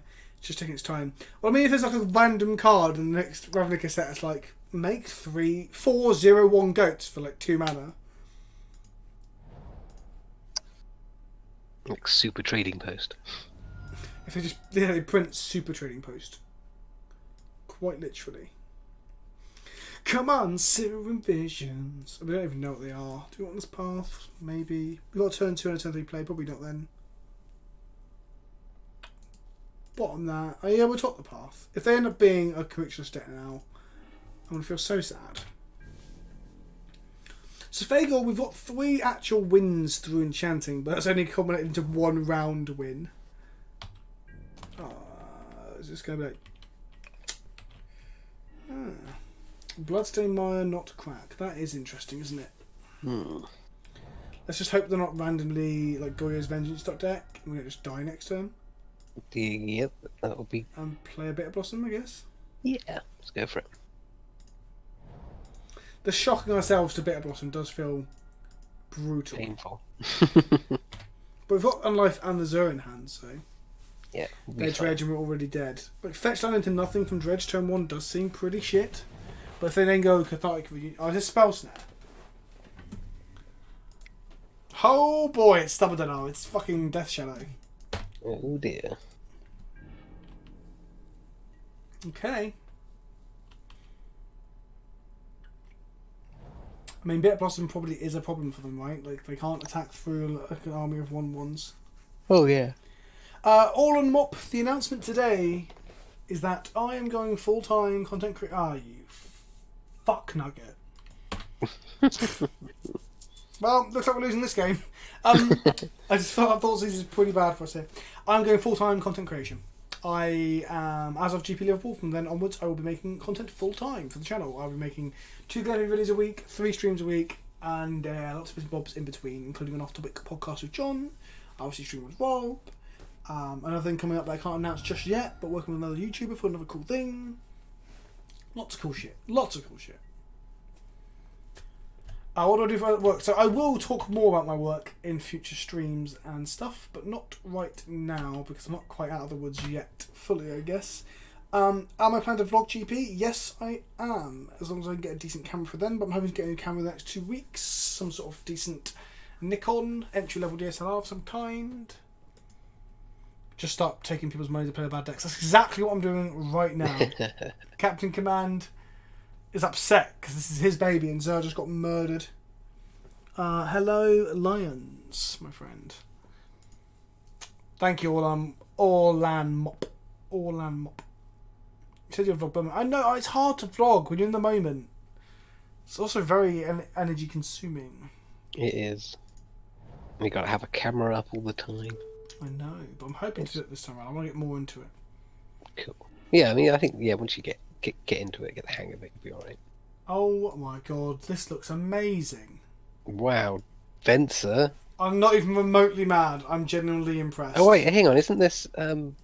This might be my deck. Do you reckon Yeah. this is the...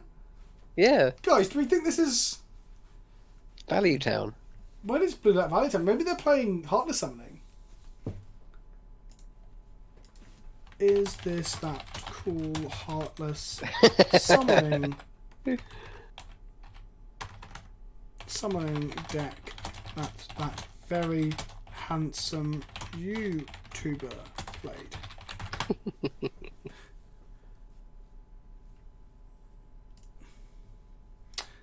Brew is off. Brew.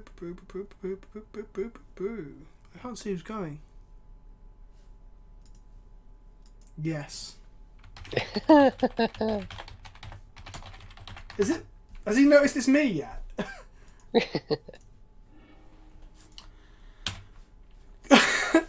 In the UK, yeah, Liverpool's the next GP. It's on the 3rd, is it? That weekend? Oh, cool. That's pretty funny that I'll ask him against the fucking deck that I helped to... Me and Chris like brainstorm this while he was having cigarettes at GP London. That's really cool. Oh, that's so cool. Yes, Nice. Pat has got a point. GP Liverpool is the weekend release of Smash Bros, which I am incredibly excited about. So during spell sling, it'll be a mixture of Magic and fucking Smash Bros. Are you bringing your Switch up with you? Yeah, 100%. 100%. I did it for... But Mario came... Oh, fucking hell. Blind ripped off the top. Motherfucker. Okay, we got Sphere for that. We Sphere that 100%. I don't fancy playing it to fucking... what was it called? Scarab God. That's it. That's the one. Thanks, Rob. You're the MVP. God, I can't even... Today's been... Because I've been so excited at work and talking to so many people telling them like what's happening. I've been fucking so... I'm just zonked. I'm more tired than normal. Any newcomers? No, actually, I don't... I think I've seen all the newcomers so far. I'm not... Like, I'm hyped for it all, but nothing really excites me that much. It's not quite like Ryu from Street Fighter showing up in the last one and shit, because that was the fucking bomb. I'm hyped for the return of Ice Climbers, personally. Because... Oh, of course, yeah, because they weren't in the last one, because apparently the engine couldn't cope with it. Nonsense. Yeah, can cope with those little ice cubes. Oh, wow, they found another one. Oh, God. Oh, dear. So we can path the Scarab God, which they'll tap out for, hopefully. We know their hand is what? Venser, Scarab God. Yeah. So Only care about Villager. probably play Scarab God. Right? Yeah. Should we play Or Zer? Venser can bounce the D-Sphere, but that would be bad for them. Yeah, they don't want to do that. So they probably want to commit a Scarab God to the board. So I'm going to go and get a white source. Yeah, fine. Play a Zer. I guess the Venser... maybe they will bounce the Venser. But, yeah, I'm so excited for Smash. Because it's great, because of how my schedule's working out, I can actually take like the Monday to just... Not the Monday, sorry, but the Tuesday to just smash through Smash Bros. Like, just play a lot of it. catch up. Yes! Right into our hands. Now we can desphere this again and no Venser for you.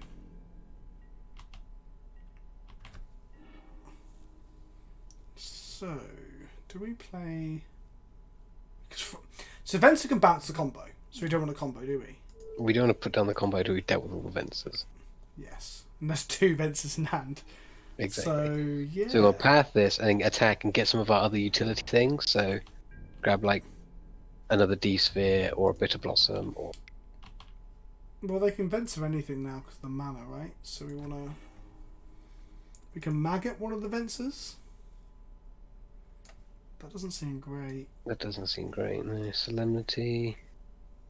Let's grab Greater Oromancy. To defend the other D-Sphere. But they don't want 2 Heartless Summonings. They're going to bounce this Venser no matter what anyway, aren't they? This Zur anyway. Then Bitter Blossom then? I guess so. Like it overwhelms his resources, right? Yeah, I mean that's what we want to start doing, don't we? And then they're going to take 1, and then we play a Fraction of Life. Well, Oromancy just protects the D-Sphere at this point, so we can get Oromancy ahead of the Bitter Blossom, but they're going to bounce. Then they just bounce the Zur. This applies pressure at least. Yeah, I think this line gives us the most amount of pressure because whatever they bounce, we're still attacking. Yes, exactly. Oh my god, it's not symmetrical. Items or no items. I love both, mate. Oh my god, brutal. Absolutely fucking brutal. I like items because it sort of levels the playing field for newer players. So you get like... I have to pick one as items, 100%. Because I think Smash is a party game, not a... Yes, exactly. In my eyes, anyway.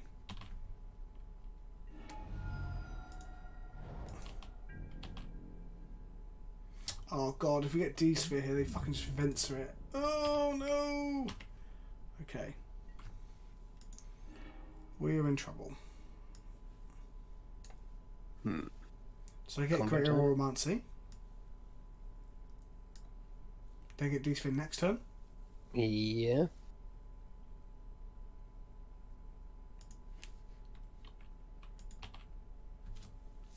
Chump the Titan this turn. Get another Unlife. Well, an Oromancy is basically another Unlife for the purposes of Venser. Yes. Guess we just assemble the combo then, right? Like with double parts and Oromancy. But only like build it one-sidedly. So go get the other Fraction Unlife first, and then next Fraction Unlife, and then do it in order to force their Vensering. But what I mean is like. Because even if we get the combo, we don't win with the combo. It just stops us from losing. But exactly, but then we've got all the time in the world to make as many Bitter Blossom tokens as we want, right?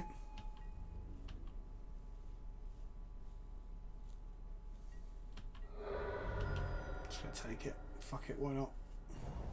Trouble is, we can't really afford to wait on another Unlife because to go. Well, Venser is bouncing Zur this turn, right?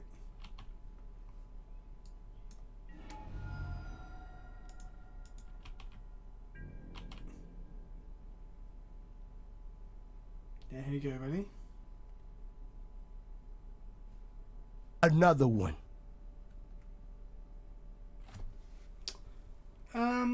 Blocking the Titan saves us 6 life. I guess? Like, if we block the Titan, we'd be on 10 life now.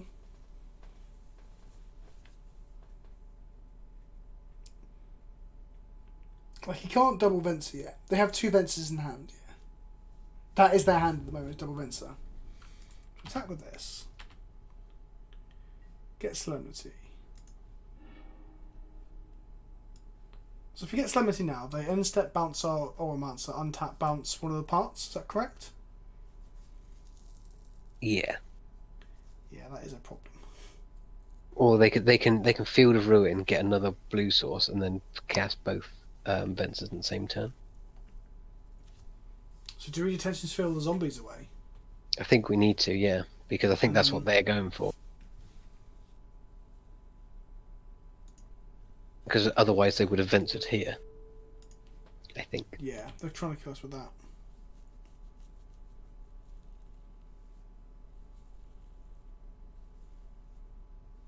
They can now advance that one zombie to save all the zombies. Yeah, but Abe, if they do that, I think we're in a good place, right? If they waste events on this, we are happy. Okay, no, we're good. There's a second Oromancy in the side, yeah. I generally didn't think we'd have Oromancy. Like, I knew like Ash Trophy gets it and stuff, but I didn't think we'd have to see this many like ways to interact with it. Because who plays interactive Magic in Modern, right? But that turned out okay for us. We'll put this because they know we've got it. We won't pay for the life. Now you just die. How do we just die? That's bollocks. We have 2 blockers. Yeah. Be okay. Bounce a blocker. Swing in. We still don't die. Yeah, like, we are fine. If they play triple, no, they win. They venture both of the blockers and then you win. And then you win. If they venture both of our blockers, we go to -5. We have an unlucky. No, we go to 0 because we'll take the damage. Oh yeah, like they have to venture this, and both the blockers to win in the way that you were suggesting, Magic Alex. 2, 3, 4. Instead, they're going to go for another unlife kill. We're going to block here, though. Yes. I should have blocked the first time around. I'm trying to think like what my logic was. I can't really think. Yeah, that's fair. I think with Fraction Unlife, the lower we can go, the better, because that big Alpha Strike will only ever take us to 0. So we get a second unlife now. How's the deck going? Pretty good. It's pretty fun. Going okay. Yeah, it's fun. There's a lot of lines, a lot of decisions we need to make. So it's pretty cool. Needs tuning. Maggot needs to go. Yeah. Here goes I think, the like, Venser. just go Thoughtseize, Brutality, Oh. Inquisition, and scrap off the maggots entirely.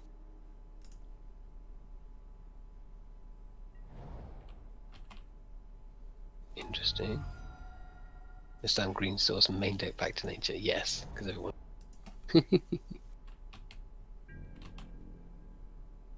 Okay, get in. Yeah, and get the second unlife. Yes. Then we can't die. Oh, Toadhorse, you're not unique in your assertion that Maggot is bad. Like, that was the one biggest criticism I got across Twitter and YouTube. I was like, why are you playing Brain Maggot? Yeah, And I was well, like- it's due to. Oh, hang on. Could we not No. 'cause- st- Well, grab actually, one no, of the maybe you're Vensers? right. Maybe you're right. Because we take a grab one? We could use it to Venser. grab one of the Vensers. They bounce the other Vents. They bounce a Brain Maggot to get the other Vents. It wastes a Venser, yeah. No, because then they just... Oh, no, because, yeah, I see what you mean. Yeah, they just bounce it. Oh, no, but they don't have enough mana to do both Fences right now. Not this turn, no. If they bounce the Brain Maggot, we just replay it. Right? That's true. It does put more pressure on their Vensers. Are we thinking this through? I'm not sure if We can't get Solemnity because they've got 2 Ventures in hand and red hand, so they can bounce this in end step and bounce one part of the combo and kill us, or have us almost dead. They can't bounce the Maggot. Actually, no, let's get another Unlife. They I can't think bounce the Maggot. Oh, I see. Right. We're going to get the Maggot, yeah. But then can they bounce this and then kill us? No, right? No. So we play Brain Maggot. They probably play Venser and bounce Zur, I imagine. Because at least then they get some value. Yeah, let's try Maggot. Let's try Maggot line.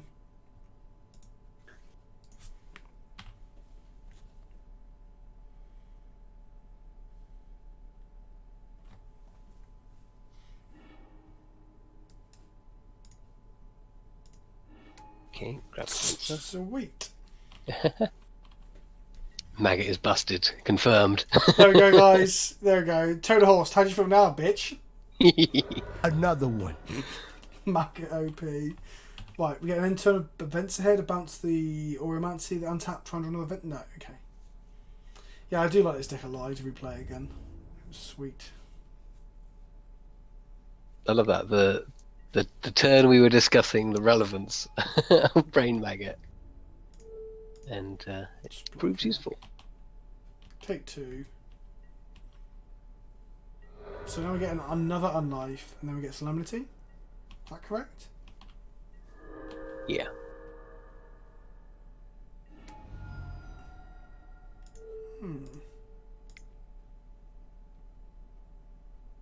What's in the box? What's in the box? Stubborn denial. Okay. Ooh. Oh, well.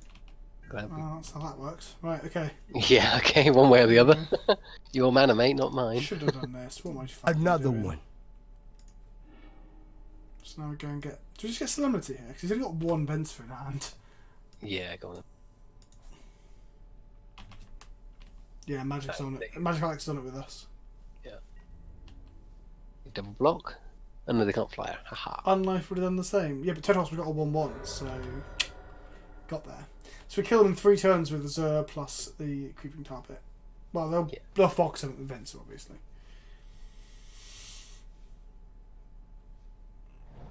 Yeah, play your Walking Ballista now, motherfucker.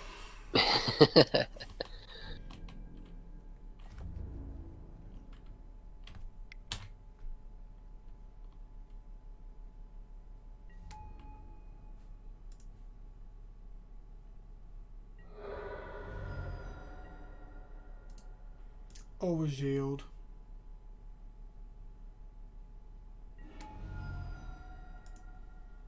Don't forget to attack with it this time. Yeah. But now we can't I mean, now we can get in with the fairies too, because we don't need to block. That is true.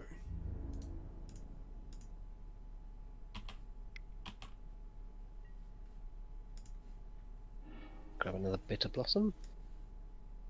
Yes. Or you Brain Maggot the other Venser. Or Brain Maggot the other Venser. Nah, fuck it.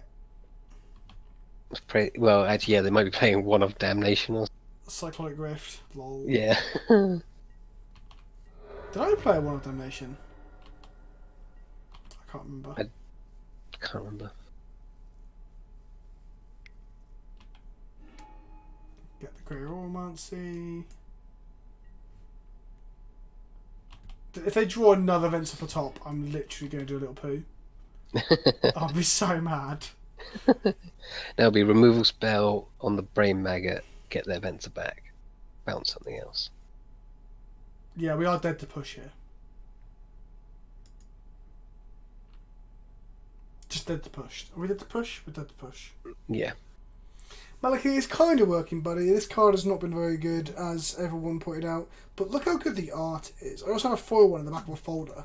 Because it was originally going to go into my cube, and it turned out it was the worst effect of that type.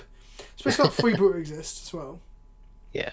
It no longer has Shroud Tollsworth, my beautiful friend. Freebooter only gets non-creature. But it flies as human, right? Like, what's this, a maggot? Oh, it's an insect. Okay, insect treble. Insect treble. Okay. Will we see the line where blocking with Brain Maggot is the worst possible thing to do? Yeah, I'm a Mesmeric Fiend fan myself. Well, Mesmeric Fiend's the same thing, but not an enchantment, right? And what is it, a horror? It's a horror, yeah, that's why I like it. What's this going to be? Chupacabra. No, it's black. I'll say that'd be sweet in this deck. Since I built this deck here. I thought, let's go. Oh, can we die Oh to god, this? that's a lot of drain. No, we can't die to it though. We can lose the life. Do they gain it? Oh, wait, they're gonna die to it. They lose life. No, we lose life. Oh, okay.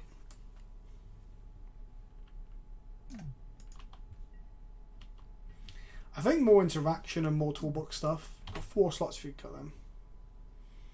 My favourite British MTGO content creator, not even close. There isn't a whole lot of us, to be honest. I just had to killing me because it's like there's no way we die, right? Like, what's in the bins? They make a Zur? Potentially. They died of both tar pits, right? Yeah. I can't activate both tar pits. That's annoying. Can you? Oh, they can't block all the. Oh, it's just fucking killing bits. Shut up. God. Gain. Attack with all the things. But not the maggot. But not the That maggot. would be the worst. No, unattack. Oh Christ. Make a Zur, block a Zur, die.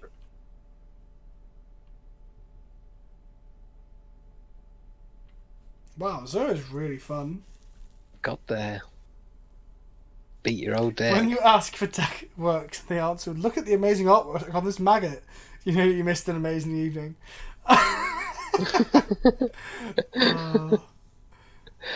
Right. Faction Arena killed us last time, didn't it? Yes, it did. Okay, so Rip seems good in this matchup.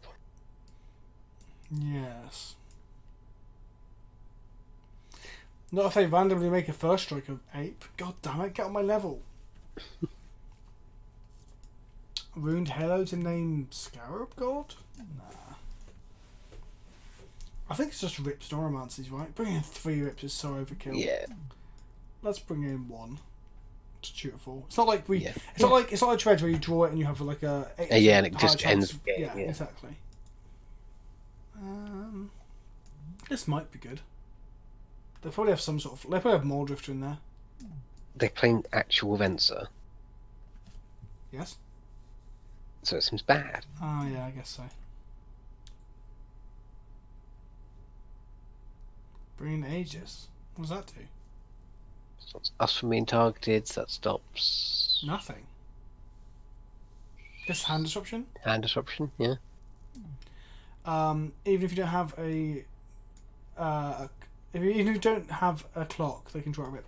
I don't agree with that. I don't think Dredge just draws out of Rip because then it's casting 3/3s for 3. Do you see what I mean? Like, yeah, this isn't the way you win. Like, I literally played a game of like on my last video where I blew up the lane and just won out of nowhere. Like, yeah. So I'm not saying you always win with this, but your chance of winning with it is like dramatically higher. Yeah. But yeah, I'm not saying it always beats Dredge, but I don't know if they draw out of it. They need the removal. Is that what you mean? Because just playing their shit creatures as shit creatures doesn't get them very far. Yeah, but if you mulligan down to just that one silver bullet, and then you can't apply pressure to the board, they can kind of position themselves. To get This gives Shroud with Oromancy. Bingo. Bingo. So what were you saying before I said that? saying that just because if you mulligan down to your silver bullet and you can't get any off the ground with anything, it is possible for them to, beat you down with Yeah, sticky exactly. limbs, right? Exactly. Yeah, okay, Ram, I agree then. Yeah, removal is what you meant. Sorry, I think you meant like just draw through it with the shit creatures. But yeah, if they can just... Yeah, exactly. Well, 1 land off of the Zur. We've got a bit of interaction. This is pretty good. I don't know, Vetric? Nah, I don't think it does anything, right? Like, I'm not even convinced these are great because all their Haymakers are fucking 5 and 6 mana. But we can take it's the pretty good for Heartless. snatching a Heartless Summon. Yeah, that's what we want to do, is take Heartless or a card that kills Zur. Or Serum Visions or something like that. Set. Yeah, I mean, I'm less excited to take the Serum Visions, but I'll take it if there's any card there. Trading 1 for 1 with Serum Visions feels unexciting, but trading 1 for 1 with Heartless or Push feels pretty good. Yeah, fair. But 1 for 2 is drawing out of it. No, he means like drawing the removal to blow up the Rip.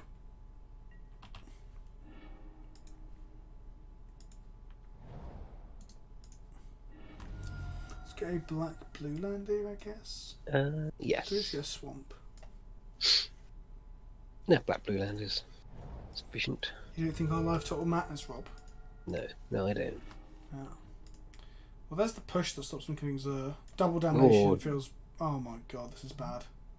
Ugh. Okay. Well, they can damnation Bit Blossom so many times before it kills them, right? I mean, they're not doing anything for a little while, so there is that. Yeah, there is that, definitely. Oh, Guild of Gwyn, yeah. That is a good point. Just getting the swamp would have been bad. DeVito Almighty, you've missed us losing quite a bit, but not hugely. But I mean, I think Nahiri was almost unwinnable, but Yeah. we could have had draws that could have beat the Spirit deck. Oh, they missed a land drop. Oh, I feel so bad for them because they're playing such a cool deck as well. Yep. So we can spread a season off double black. That seems pretty good. That seems pretty good, given that they're Let's rocking. position them first.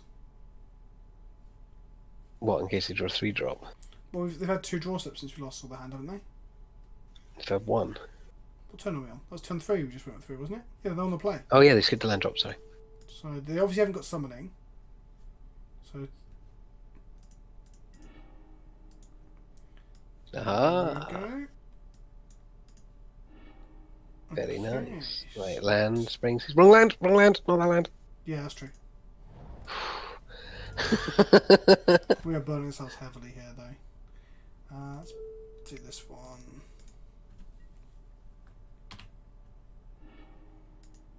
Huh, cool. Get life back off that, that's fine. And that takes a damnation as well. It does. So we'll probably do both modes. Yeah, both modes. Pitch maybe Greater Romancy since we got Zur to get the other one. That is true. Oh, they're gonna get a damnation. Because we want to cast the first damnation before we cast Zur, don't we? Yeah. How many fairies do you reckon? 3 or 4? Oh, we can take them off black again. Yeah, I think we do take them off black here, right? Yeah, I think so. Yeah, they've got to answer us. We can play that tapped Go to to combat. save our life. Spreading Seas, draw a card, get in damages. Seems good.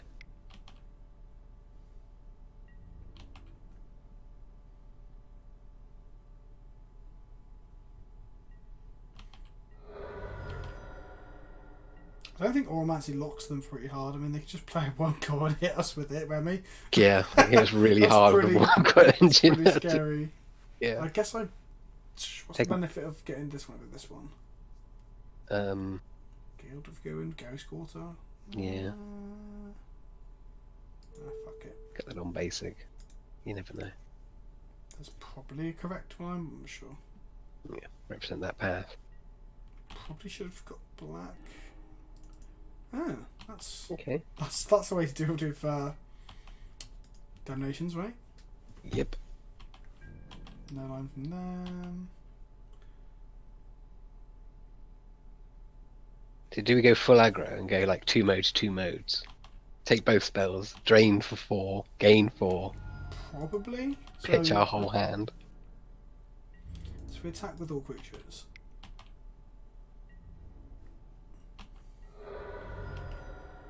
Because then Zur can just de-sphere the one called de-sphere the Scav God. Yeah. 2 modes. Drain. Pitch the land.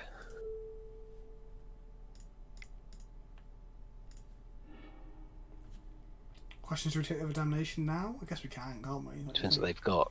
yeah, okay, that's fair. Oh, enchanting this one could have given Cryptic Mana, that is true. Snapcaster Damnation's not going to happen for a long time, but they can Snapcaster Stubborn Denial right now. Okay, so we take 1 Wait a turn, and do it then next turn. play around the snappy, so we'll just play it next turn. They might just cast it this turn, I guess.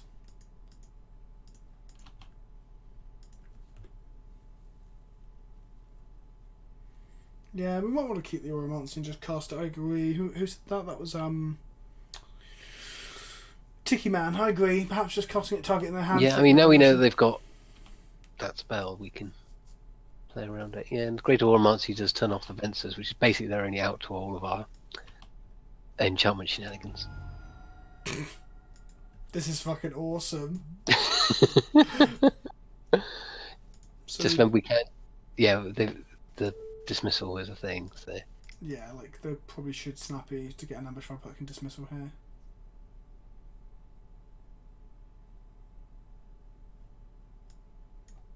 Denial even, sorry. They didn't bother. Venser. no, we can pay for the denial this way up.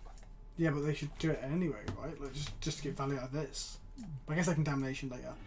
So they can Venser next turn if they draw a land. What does that do? Nothing. This could get countered. That can't. This is instant sorcery. Oh, it's non-creature spell. Yeah, Yeah, let's not bother. get in with our fairies. We're doing it. Would you run Snapcaster Mage over Mission Briefing and deck with Heartless Summoning? Actually, probably not. 100%. Briefing might be the better card. Oh, in a deck with Heartless Summoning. Ah. It depends. 'Cause, Yeah. like, you can play it for 1 mana as well. They can now play the events. Oh, they're tapped. Okay. Alright. Let's go. All day, all night. So we know the hand at the moment is these 4 cards. Yes. So we can always play Zur here to force them to try and Venser it. That's the thing that we can do. Yeah, that is a thing we could do. Go to combat first attack.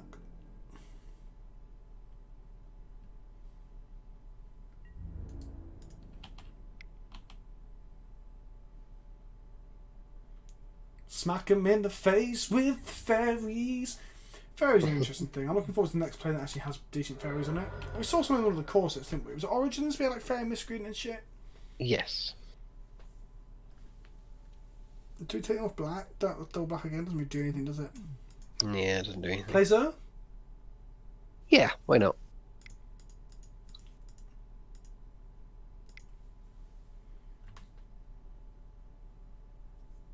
I love Heartless Summoning. It's probably one of my favourite enchantments. Yeah, it's pretty good. It's pretty up there. Like, what do they do now? Oh, and then they haven't got a land in hand, so now they've got a 1-mana Snapcaster Mages and Stubborn Denial. So they got a 2-mana counter spell from the bin. A 2-mana Force Spike, sorry. A 2-mana negate force spike. I shouldn't mock them, like I love the deck, I fucking put a video together with it. The whole idea was how can we make Scarab God cheaper and what to give a Scarab God, and I was like, well, Mold Drifters and Grave Titans, obviously. Yep. What a cool deck, if I do say so myself. It is a very cool deck. We can attack with Zur here and fucking Oblivion bring this. Tension Sphere. Yeah. Do we need to? Well, it means they can't play Scarab God next turn. Well, they can Banter here, sure. Banter Zur. Oh yeah, Scarab God is also a thing they could do. Sorry, Wormcoil Engine is also a thing they could do. Yeah, that's also a thing they can definitely do. So That's you what kind they of can have to play Zur now to be able to Tension Sphere the Wormcoil. Yeah, we have to play the attack. No, but Wormcoil has Summon Sickness next turn. Yeah. So pray. Oh wait, hang on. We can Sim Visions first. See if we draw it anyway. No, because we Then can't. choose play the. No, because Zur can't be cast this turn for Serum Visions. Uh, So this allows us, if they somehow kill all our fairies, but the fairies kill them anyway, doesn't it? yeah. So we'll stop another damnation, I guess. I doubt they're running more than 2 though. I think Line Zur gives blockers, us more liking. lines, right? Gives us more. I think outs. so. Yeah, it gives us more options. Yeah. They 100% need to get a sweep off the top. All they need to do to answers the fairies and play a Wormcoil in the same turn, which just seems. Yeah. There were so few outs here, I think. FYI. On screen. Such a cool deck. Even if I do say so. You have Tar Pit. They need Star of Extinction. Oh, yeah, Star of Extinction would nail it. Oh wait, couldn't we have activated Tar Pit this turn and killed them? No, Tar Pit was tapped. That was why we couldn't Serum Visions plus. Just played okay. it. But yeah, to be fair, we could have just missed that. Wicked. What did you miss, Captain Command? We beat Blue Black Heartless Summoning. Beat our own deck. One of the strongest decks in Modern. Kinda. That was okay. A 2-3 ain't bad. We've had a couple of good 3-2 and 4-1 runs and stuff, so it's about time we went back to our fucking home of getting wrecked, right? Yep. Another They one. could Snap Damnation. Yes, because the Snappy's only 1 mana. But then they died to the Tar Pit. Yeah, there doesn't seem like there's much that could do there, I think. Like, Cryptic, tap the team, bounce the... Nah, that doesn't do it either. No. 2-3 is a success. When we're like, the deck is... I would like to play another Zur deck at some point. It's whether we play a Bant Boggles version, basically. Where you pants up with loads of totem armor and fucking angelic... Oh, you can't play angelic things, can you? Daybreak Coronets and shit. Right, Rob. That was fun, wasn't it? That was very good fun. I enjoyed that one. Probably one of our better viewer submitted decks. Last week's was good. What did we play last week? Oh no, that was because I built it, because someone suggested the idea. Yeah. That sounds so arrogant. That's because I built it. Shut up, Vince, you fuck. Because the other way you can build Zur, which seems fun, is to go find the Aura Swap Aura, Another one. put it on your dude, then activate it and put a Drowsy Conscription into play. That is, and then you play it alongside Invisible Stalkers. So you've got like a combo, because you don't need Zur for that combo, but Zur helps. No. So that's interesting. Right, let's have a look at who we're invading tonight. So that's going to be the end of this evening. Can everyone say thank you to Captain Command for submitting and donating as well? Because Thank you, Command. Thank you for saying thank you, Rob. That's so pleasant, isn't it? Firstly, donations obviously just help me to push towards what the goal that I've now achieved and further from that. So now I've got to set up a future goal, I guess, right? Like it's gonna be like learning really run before you know it, with like an office space and stuff where we talk about dicks and shit. So thank you for submissions because it helps me to now live, I guess, and make content. And thank you as well because the deck idea was really cool. How much do I need to pay you to submit a deck list? It's currently, it sounds, I don't know, it still makes me feel awkward and weird. $35 is what I've put it at the moment. So we don't get too many of them, but at the same time, if people really want it, they can do it and it's not too expensive. And then you can either give me an idea for a deck list. So, for example, someone just asked for abs and taxes and we did it. We did a hate best deck. Or you can submit an actual list. I would reserve the right to make up small tuning bits, but on the whole, we'll try and play the core deck as close to possible as we can. Yep. Jim Davis charges 70. Well, okay. Sorry, correction. I now charge 70. No, I'm kidding. Thank you, Rob, for preventing Vince from playing the wrong lands. That is true, Rob. You saved me. I try. I do try. I even thought before I cast this, I need to cast the blue source after this. And then I went to click on the fucking white-black land. You're like, no! Yeah. No. But to be fair, sometimes you've missed it and you've been like, you thought Yeah, I was sometimes gonna... I've been looking at it. Like, sometimes I'm like off in the world of my own. I'm looking at it being like, that's wrong. But I can't tell you why that's wrong. And then, like, a full 20 seconds will pass and I'll be like, oh, that's the thing. Yeah, exactly. To be fair, guys, just to... Sorry, Rob, not to cut you off, but I noticed in one of the VODs I do this. You'll say something. It's a great point. I probably agree with it, and I just talk to chat and ignore you. So I'm sorry, mate. But we're not bad mouthing Jim Davis for charging $70. To be fair, he's pretty prestigious, and he probably has quite a big list of decks to get through. However, I did watch his Dredge video the other day on lunch, and he was very dismissive of death and taxes, and then got fucking wrecked by it. So that was pretty funny. And then he lost the game and played against Murfolk and said, "I'll win the Murfolk bracket." And I think he lost the Murfolk deck as well. So that was quite satisfying. So in VAR we trust, kids. In VAR we trust. So yes, if you want to donate $35, preferably through bits. Bits is probably your best way to donate it because that's the easiest way for me to collect things. And then let me know what you want. Yeah, I think Davis is a good streamer, by the way. I just don't like the fact he hates VAR decks. Oh, he really hates them. Okay, this is the first time I've noticed it. I kind of want to clip those bits out and use them in my Dredge video, but I didn't have the time to approach Cool Stuff Inc. to ask them because he's now making video content for them. But yeah, Jim is good. I like it, even if we disagree on decks. But to be fair, he's a better player than I am. But there you go. So thank you for everyone for hanging out. Thank you for subscribing. You still can subscribe with the subscribe button above my head because it helps me to live now. Weirdly, it's a weird thing to say out loud, but it's true. Don't forget to follow as well so you can get notifications when we go live. And make sure you're subbed over on YouTube, which is free to do. I've got loads of cool stuff coming up. The next couple of months are going to be insane for just the channel really picking up steam, I hope. Thank you for everyone coming along. Rob, do you have anything else to add before we raid somebody? No, not at all. Just thanks everybody for watching, and yeah. When are you next streaming, Rob? That's the bit you need to add, Rob. God damn it. Oh, sorry. Yes, I'll be streaming tomorrow night. I'll be streaming some EDH stuff. I haven't decided what I'm going to do yet, so come join me over there for that. Twitch.tv/WhiteRobert. And at some point this week, we might be doing some other recording yes, stuff. so we should be. Captain Command just gave some bits and said, also, Rob, you are a wanker. Oh, Joke, well. joke, I love you, Rob. Wow, that was an emotional rollercoaster of a message, wasn't it? That was that. I can't get over those. Highs and Those lows. messages. Wow.